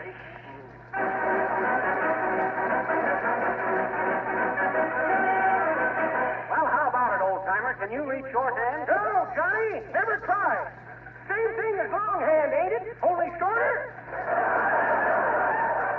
No, it isn't, Mr. Oldtimer. Here's what we're trying to have read. Now, that's shorthand.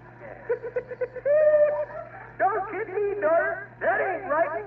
Them's a lot of Egyptian hieroglyphians. That's right, it is not. That's shorthand. And if I don't get this message translated by morning, I'm out $50,000. Yes, and it'll throw 3 interior decorators, an automobile salesman, and a mink coat out of work. That's pretty good, daughter. But that ain't the way I heard it. The way I heard it, one fellow says to... Hey, wait a minute. Who wrote them head crabs? Well, I did. Why? Where'd you learn to do it, daughter? At the Wistful Vista Business College. You silly kid. Why don't you go down there and ask them? Oh, my gosh, I never thought of that. Come on, Molly. Hurry up. Thanks, old-timer.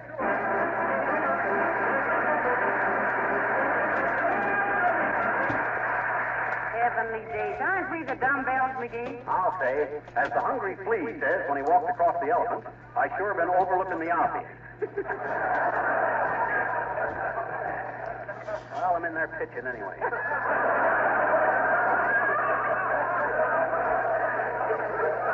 Well, the old business college sure looks the same, don't it? Say, I wonder if Hamilton Quigley is still the manager. Come on, let's go in. Okay. Hey, there's old Quigley right there. Hey, Mr. Quigley, can we see you a minute? Certainly. Step right into my office. Fine. Well, Molly Driscoll and Fibber McGee. Oh, I'm Mrs. McGee now, Mr. Quigley. Well, congratulations. I hope you'll be very happy. Allow me to kiss the bride. No, Mr. Quigley. Gee whiz. Quit blushing, Molly. You've outgrown that stuff. Now, look, Twig, old Twig, I got a very important message from some guy named Jim. And I wish... That reminds me, McGee. I called you just this morning. Odd coincidence, isn't it? Well, you must have got the wrong number, Mr. Quigley. I don't remember. Well, someone took the message in shorthand. What? In shorthand? Oh, yes. We were urgently requesting Mr. McGee, as one of our prominent alumni, to preside at the dedication of our new $50,000 gym.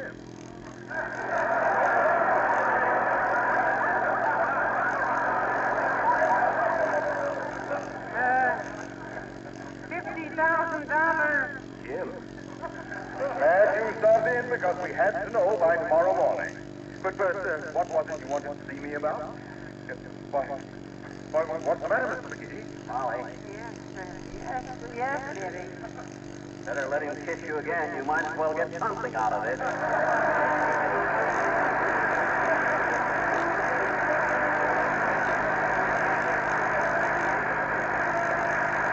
Fibber and Molly will be back in just a moment.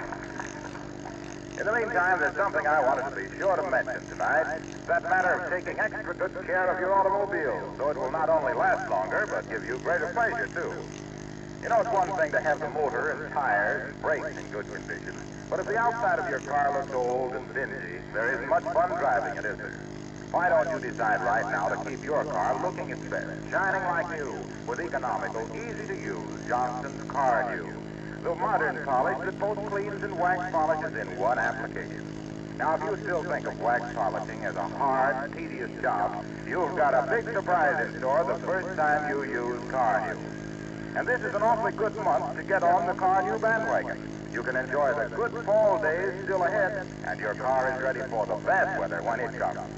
Ask for Johnson's Car New at your regular wax dealer, auto supply store, or service station. It's spelled C-A-R-N-U.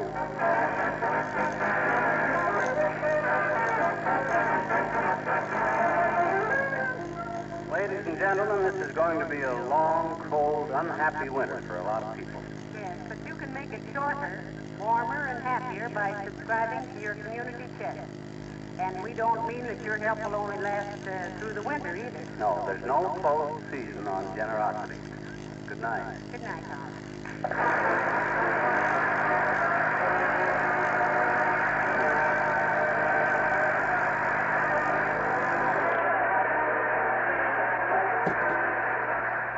is Harlow Wilcox, speaking for the makers of Johnson's Wax Finishes for the home and for industry, inviting you all to be with us again next Tuesday night. Good night. Question: what's the best polish for furniture? Answer: Johnson's Cream Wax, the newest form of wax polish made especially for furniture and woodwork. Because it's a wax polish, Cream Wax protects furniture, gives it a beautiful luster. Easy to use, contains no oil to collect dust. And here's an extra value. Dealers are now offering a tube of Johnson's Blem free with the 39-cent bottle of Johnson's Cream Wax. Blem is a marvelous blemish remover that takes off ugly white rings and stains from furniture. Get the combination package of Johnson's Cream Wax and Blem for only 39 cents.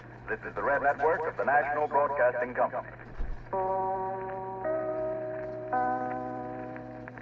is a marvelous blemish remover that takes off ugly white rings and stains from furniture. Get the combination package of Johnson's Cream Wax and Phlegm for only 39 cents. This is the Red Network of the National Broadcasting Company.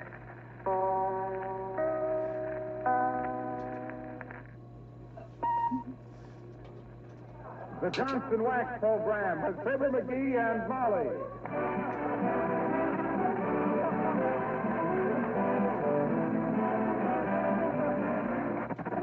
The makers of Johnson's Wax and Johnson's Self-Polishing Glow Coat present Fibber McGee and Molly, written by Don Quinn, with songs by Martha Tilton and the King's Men, music by Billy Mills. The show opens with It's High Time.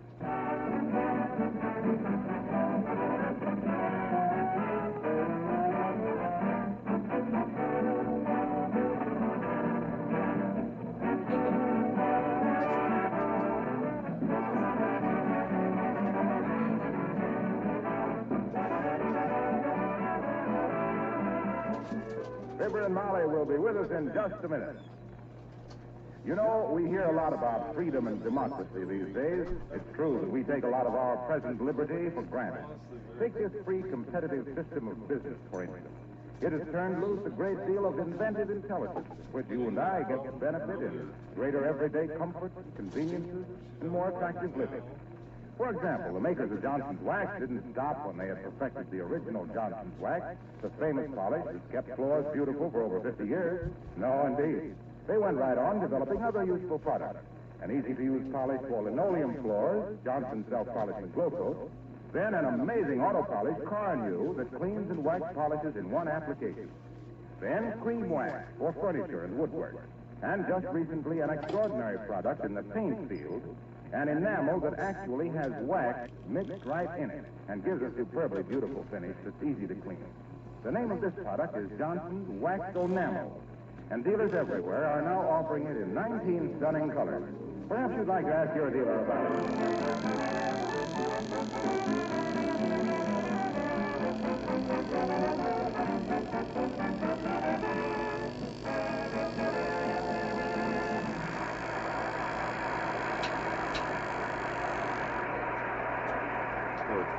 This is the time of year when maple leaves and football forecasters begin to turn yellow.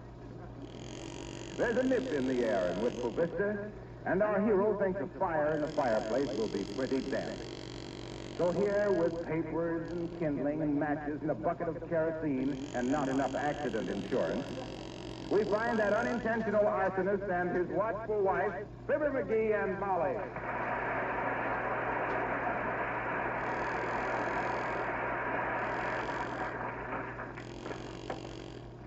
There, that ought to do it. Hand me that bucket of kerosene, Molly. I will not. Huh? You've got enough paper and kindling in there to barbecue an elephant. McGee, don't pour that on there, don't now. Oh, Molly, don't be such a kid. Here, what? Oh, dear. When you get through starting that fire, McGee, run downtown and get me some dynamite. Huh? I want to open a can of sardines for lunch. What's a few drops of kerosene? Where's the matches? Oh, here they are. I'll have a roaring fire in here in no time at all. Yeah, a roaring fire and a howling insurance adjuster. McGee, for the last time, please don't do Better that. step back a little, Molly. It may flare up a little bit at first. Oh. McGee! Look out! Put that screen in front of us. Don't worry, I got it under control. Hand me my coat. The rug's on fire. Here, beat it. Beat it where? Beat out the fire, Cooley. Should have used safety matches to start it with. Them kitchen matches make too big of a flame. There, it's okay, Molly. It's okay. Sure, it's fine. The house full of smoke, the rug all scorched, and you've only got one eyebrow left. Well, how did I know that? Oh, dear. Quick, wipe the soot off your face, McGee. You look like an M-man. You look like a mammy yourself, Mommy. Come in. Heavenly days, it's Mayor Latrivi.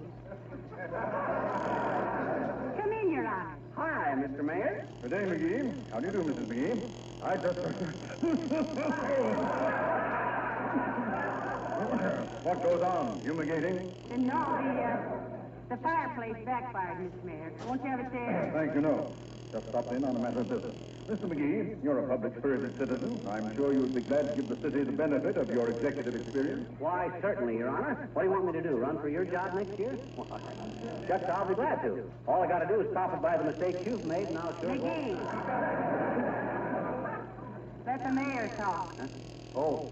Mr. McGee, the office of mayor of Wistful Vista is not under discussion. Oh, you think not? Did you hear what people are saying about the way... Let the mayor talk. Okay. Go ahead, Tribble. To be brief, McGee, one of our officials is making a nationwide survey and will be out of the city for a week or 10 days. His office is too valuable and important to remain vacant during that time.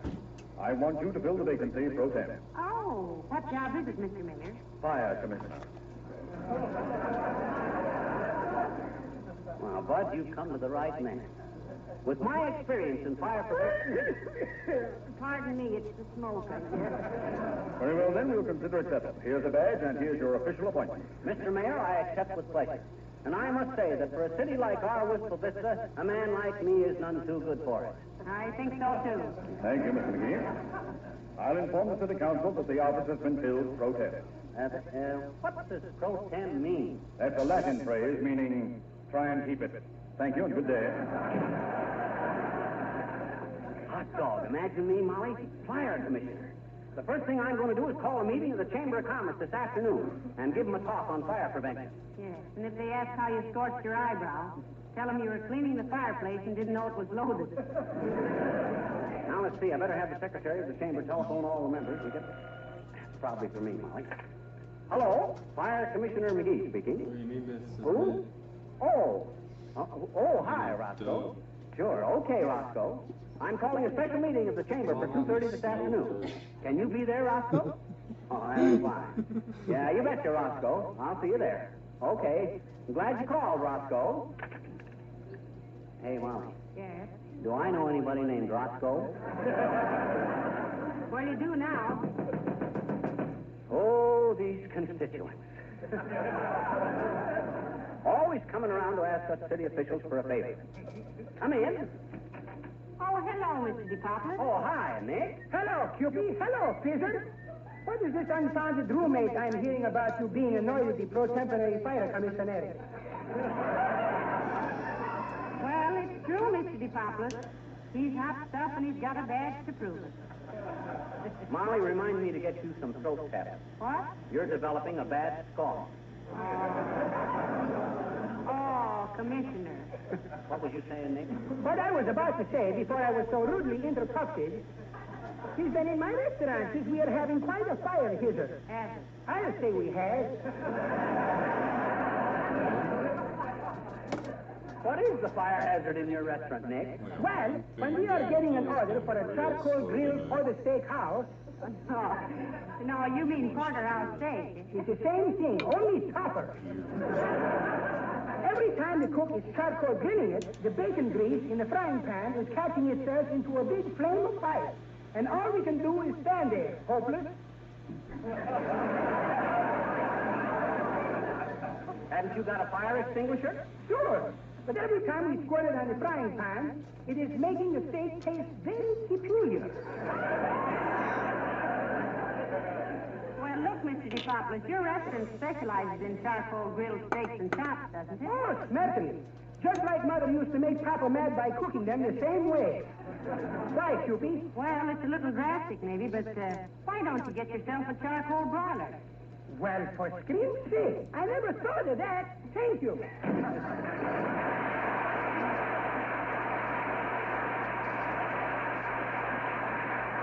Molly, this is a great day for Wistful Vista. Is it? It surely is. Why, when the citizens of this community, this little city of homes and schools and churches, realize that their safety and well-being are now in the hands of Fibber McGee, acting fire commissioner. Oh, stop acting fire commissioner. Sing, boys.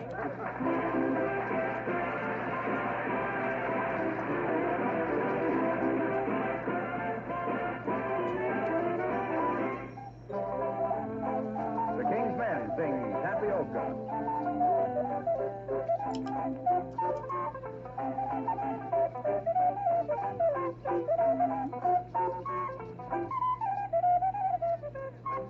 used to work up on the levee, waiting for the steamer to go down. Sometimes she was loaded mighty heavy, and sometimes she would run aground.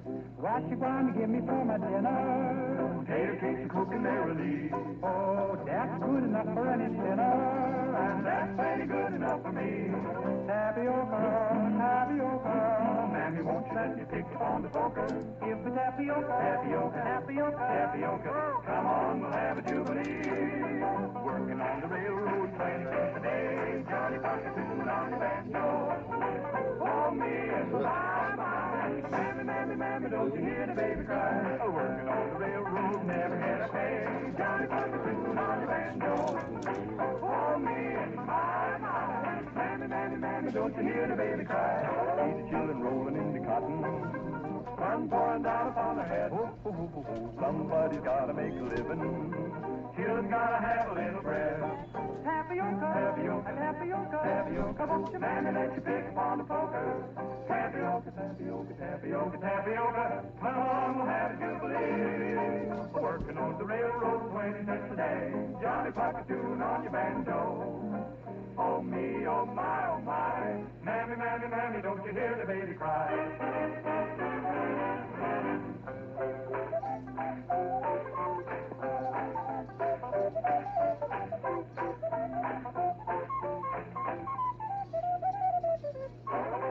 Oh me, oh my, oh Mammy, don't you hear the baby?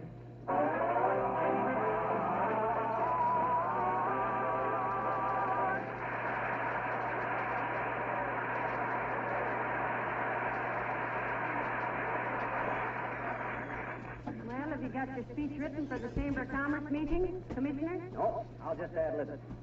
I'll start off by saying, ladies and gentlemen of the Chamber of Commerce. Well, that's a snappy opening.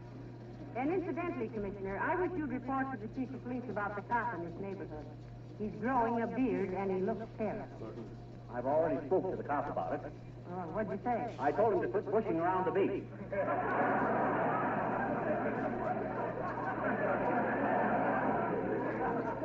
Imagine that. We almost took that out, too.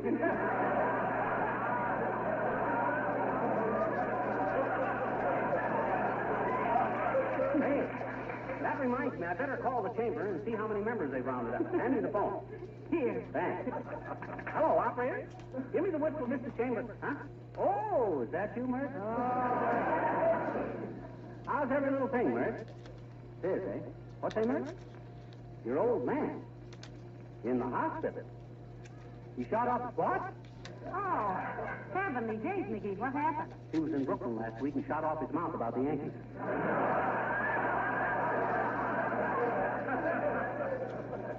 What's that, Mert? Oh, well, don't matter. Thanks anyway, Mert. Ah, great gal, Mert. I'll bet she just lives for the few moments she talks to me every week. You call that living? Well, never mind. We better get going. A guy in my position owes it to the citizens to be punctual. Oh, you're punctual, all right, dear. Everything we own, we bought on time. I didn't mean that.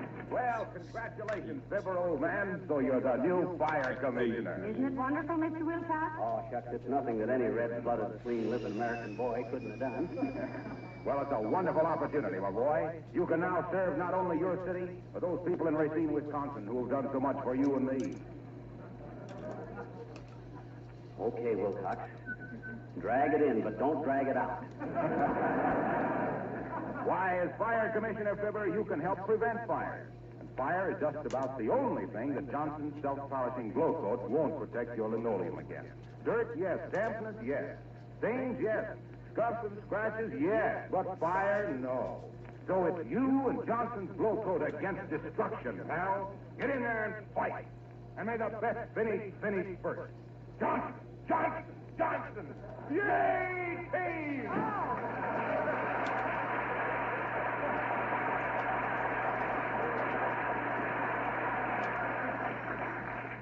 You know, McGee, that man has been seeing too many football games.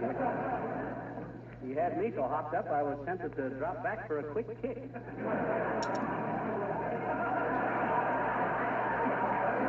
but I restrained myself. Well, come on, Molly. I don't want to be late for that meeting. Get your hat and stuff. Come in. Hi, mister. Come on. Oh, hello, Thank there, you. little girl.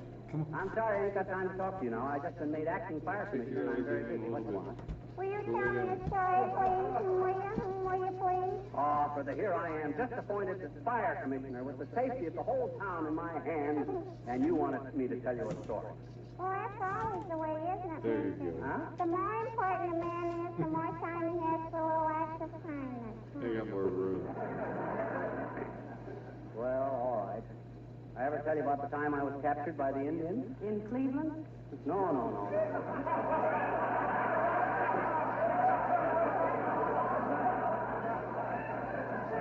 Not the Cleveland Indians.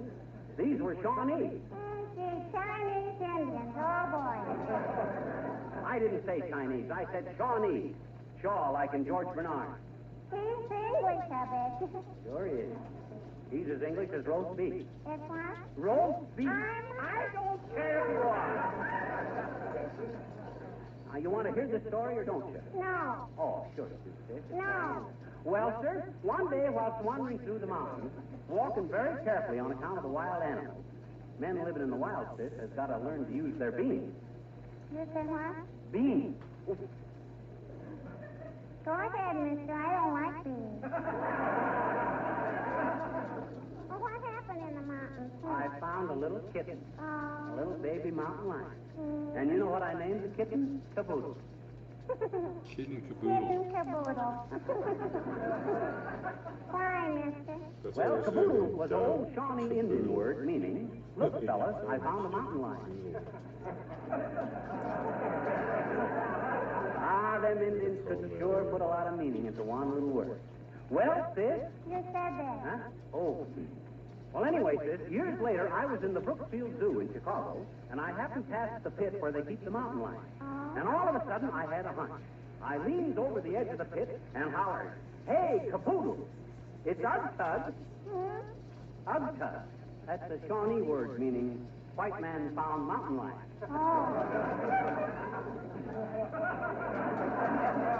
Well, sir, the minute that lion heard my voice, he comes bounding to the edge of the pit, sticks out his paw, and rips my shirt right off. Darn near killed me. It wasn't caboodle at all. Wasn't that an amazing story? Mister, the Shawnees haven't got anything on us, I bet you. We're saying a lot in one little word. What you mean, sis? Boy.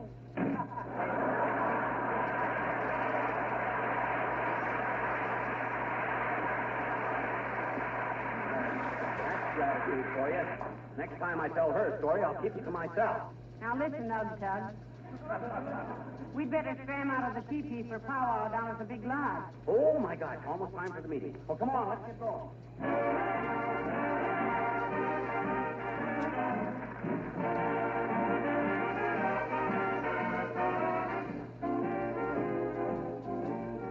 Martha Tilton singing Easy Street.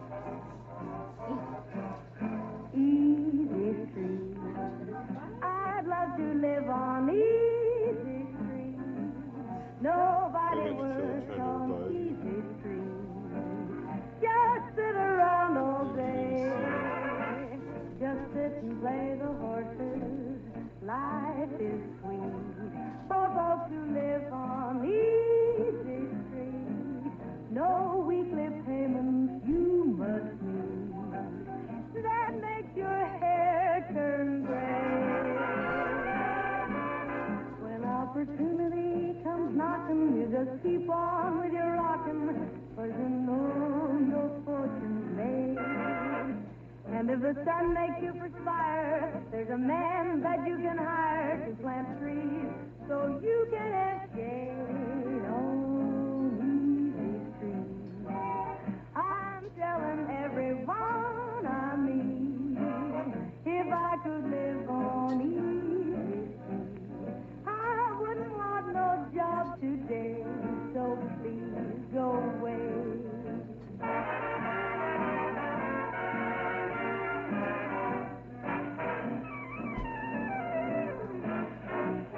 When opportunity comes knocking, you just keep on with your rockin', 'cause you know your fortune And if the sun makes you perspire, there's a man that you can hire to plant trees so you can have shade on each tree. I'm telling everyone I meet, if I could live on each tree, I wouldn't want no job today. So please go away.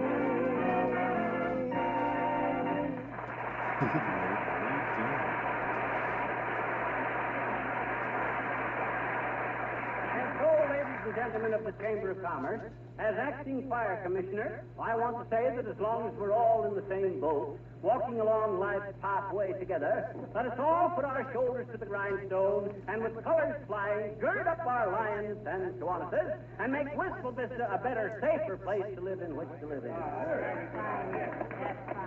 May I ask a question, Commissioner? Of course, Bud. All us public servants welcome comments from the people. What's the question? Is there any penalty for turning in a false alarm? There certainly is. Then I guess you're safe for a while.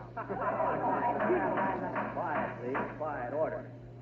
And if the Cimmerian who just spoke will come to our next fire, we'll be glad to let him mingle with the rest of the silly ashes.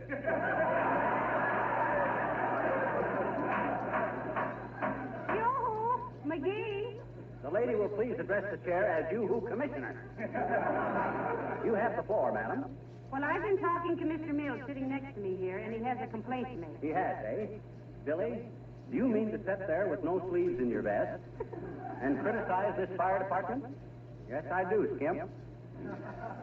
Take the case.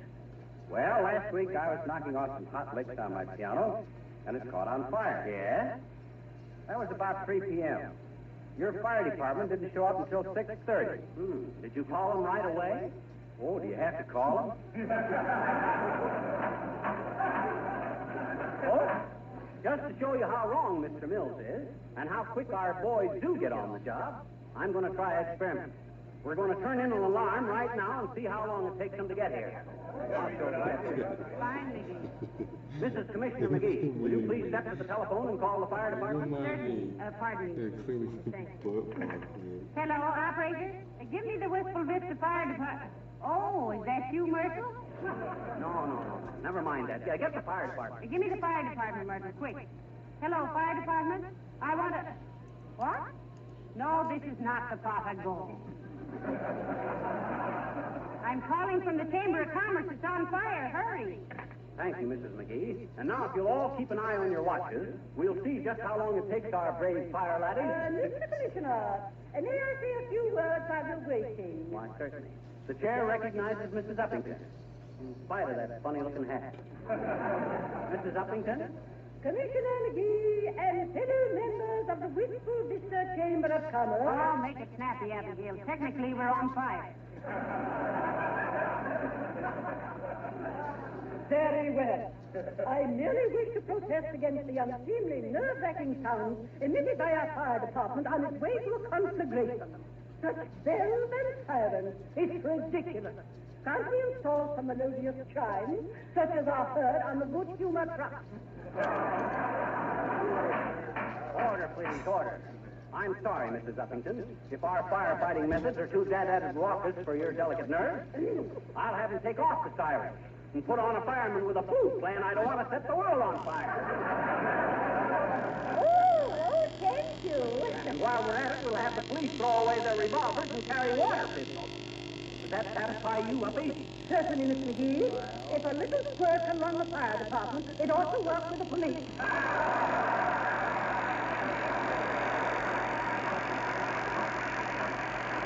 Order, please, order. Ladies and gentlemen, in the few seconds we have left, I think it would be fitting to hear from Wistful Vista's poet laureate, Mr. Wallace Wimple.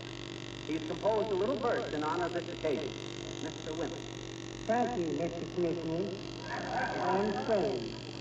I will call this little poem The Fire in the Chimney, or Smoke It in Your Eyes, too. And it goes. When your restaurant burned down, I had to write this little sonnet in hopes my tablecloth was saved because I figured my income tax upon it. Oh, that's wonderful, Mr. Wimple. Yes. That's wonderful. Well, it's nothing, Mrs. McGee. As long as this meeting is concerned with our fire department, I would like to pay tribute to the woman who risked everything she had to test their life-saving equipment. Mrs. Wimple, my wife. What'd she do, Wimple? Well, when our fire company first got their landing desk, they stood on the sidewalk, and my wife stood in the window 10 stories overhead. Oh, really? And then at a signal, the long cable dropped to the net. Time after time. But if she did keep missing the net, she would not give up. She persisted until the firemen finally told her to stop. The net was a success. That's why I said... But Mr. Wimple, wasn't she hurt falling 10 stories time after time? Oh, she didn't fall. She kept throwing me out. Order, please. Now, ladies and gentlemen, hey, quiet, everybody. Listen.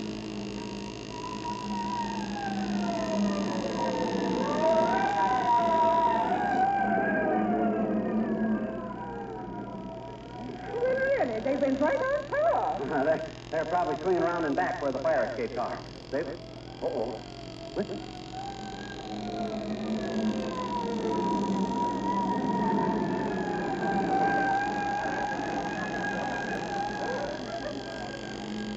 Why, I could put out this fire with a handful of water just before those guys get here. Pipe down, Bud. There's the wiseacre that needs plowing under. There must be some reason for all this. Wait here, everybody, and I'll be right back with the explanation. Come on, Molly, let's run out and see what's wrong. Oh, look, McGee. Here they come again.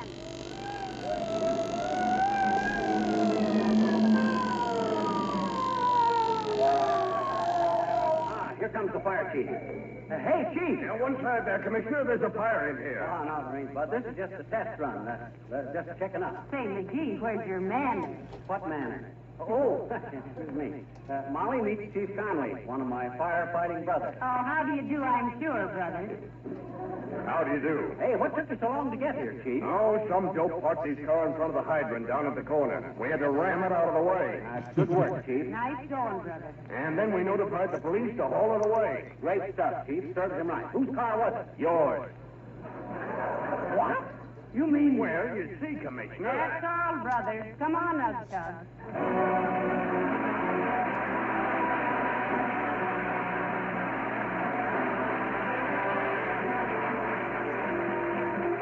Here's good news for all Fibber and Molly fans. How'd you like to have an autographed picture of Fibber McGee and Molly and their cat? I have one right here, and I wish you could all see it. For a limited time only, you can have one free with your purchase of Johnson's Wax, Johnson's Glow Coat, or any Johnson's Wax polish in pint, pound, or larger sizes.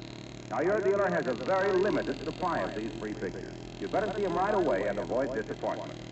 Even if you already have some Glow Coat or Johnson's Wax on hand, now is a good time to buy an extra package so you and your family can enjoy this interesting autographed picture of Fibber and Molly and their cat. But don't put it off too long. Your dealer's supply of these pictures is really limited. Remember, this unique photograph is yours free with your purchase of Johnson's Wax, Johnson's Self-Polishing Glow Coat, or any Johnson's Wax polish in pint, pound, or larger size.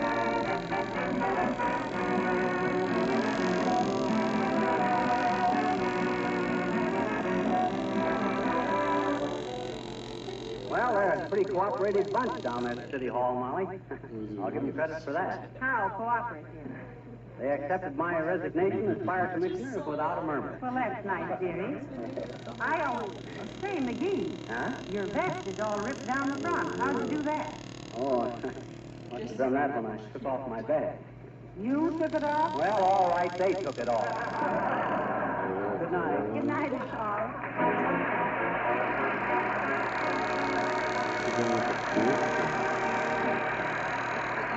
This is Marlowe Wilcox, speaking for the makers of Johnson's Wax Finishes for Home and Industry, inviting you to be with us again next Tuesday night. Good night. It's fun to drive a new car, isn't it? And almost as much fun driving your car when it's been wax polished and looks like new. Then why not wax polish your car right away with Johnson's Car New?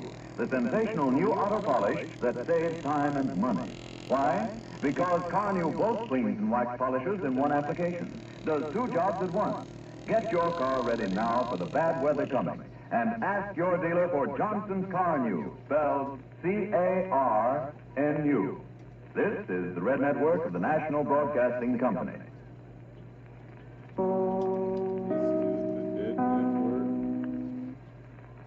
This is Chicago, WMAQ. The Johnson Wax Program with Fibber McGee and Molly.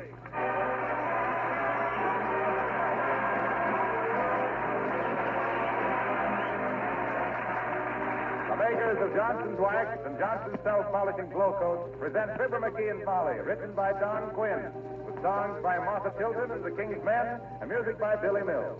The show opens with Sing a Song of Spring.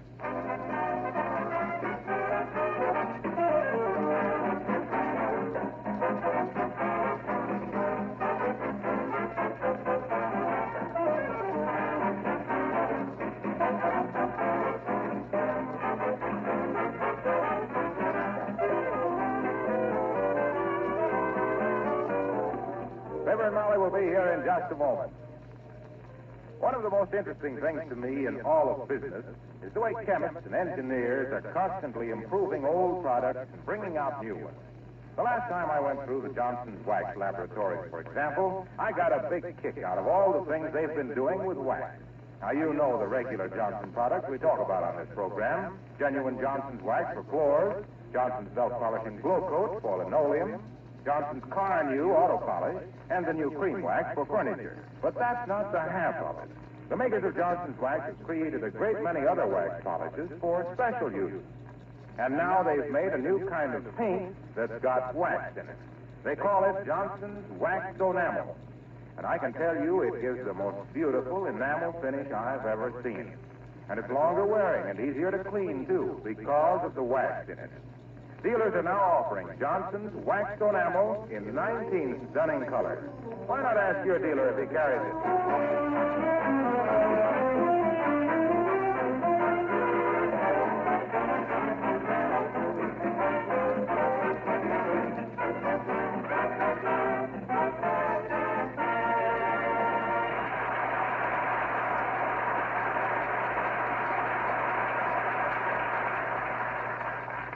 The saddest phrase to man or mouse is, "Come on, sweetheart, let's clean the house."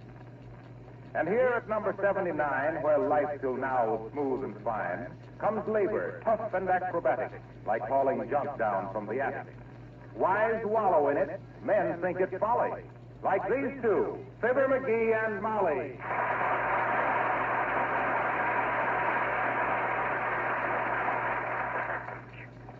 Let's sit down a while and rest, Molly. Are you sweating as much as I am? McGee. Huh? Horses sweat. Men perspire and ladies glow. Okay, so I'm a horse. I'm a pack horse. I'm an overworked, swayback, mistreated beast of burden. Will you please lead me out to the kitchen and fill my trough full of root beer? You can have a root beer later. I want to get all this stuff sorted and thrown away. Now, for instance, look at those books in the shelf there. Yeah? We've got to weed those out, too. Which one shall we toss out? Well, let's throw away the two on the ends and keep the one in the middle. What is the one in the middle? Franklin's autobiography. Oh, I want to read that. That Franklin was a great author. Come in. Hello there, kids. What you doing? Why, hello, Mr. Oldtimer. We're doing a bit of house cleaning. You want to help? For how much? 2 bits an hour and feed your own Charlie horses. That's pretty good, Johnny. But that ain't the way I heard it. The way I heard it, one feller says, t'other feller says, "Who's this feller feudal that's been working with Fibber and Molly?" "Search me," says t'other feller. "Heard to hear about him." "This radio column," says the first feller. "See here? It says, feudal attempts to be funny on Johnson's Wax Show." Nothing personal, kid. You know how I feel about you. So if you know how I really feel about you, you'll have to take it even more personal than ever. No, never was one. Oh, hey! Now what? got a telegram for you. Oh. Here, Johnny, sign here. Oh, thanks, old timer. Now, how much of a tip do you usually get? How much do you usually give?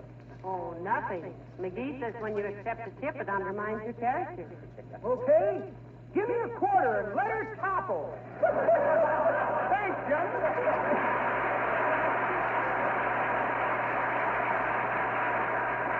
Well, who's the wire from, McGee? I'll see. Hey, it's from my brother, Alexander. Van? Yeah. Why, you haven't heard from him in a long time. What's he say? Says arrived okay in San Francisco. Tough trip. Tired but happy. What's he mean, tough trip? Oh, he lost an election bet and had to push a peanut with his nose from New York to San Francisco. Heavenly days. Well, he still made pretty good time, didn't he? Oh, I don't know. He bet against McKinley.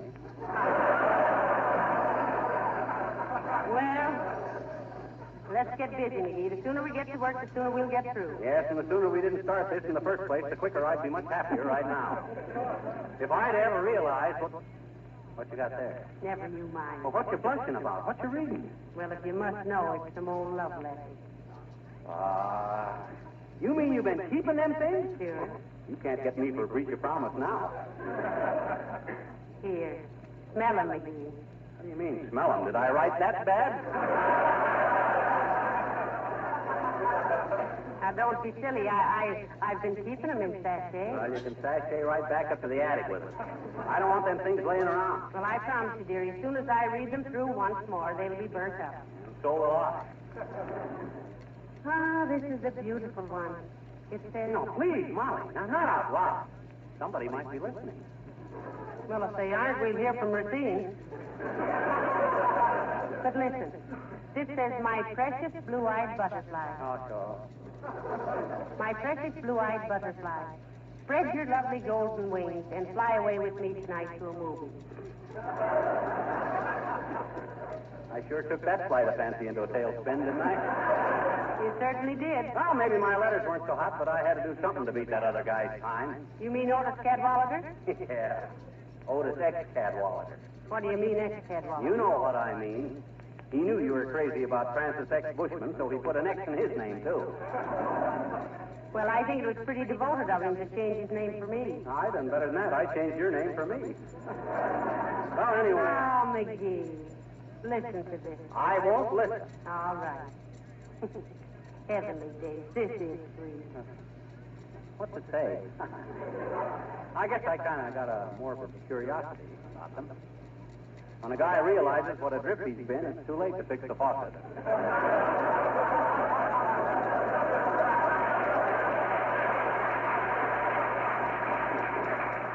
That's an old saying I just made up. Oh, this is beautiful. It says, I'll never forget the time I first touched your little hand. It was inside a bag of popcorn at the ball game.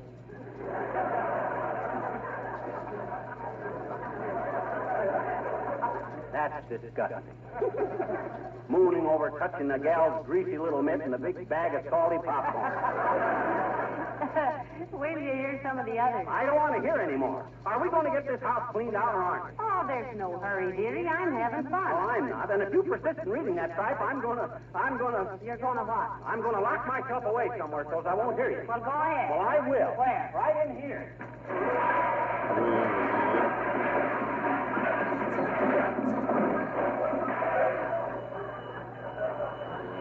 While I'm in here, I'll straighten out this closet.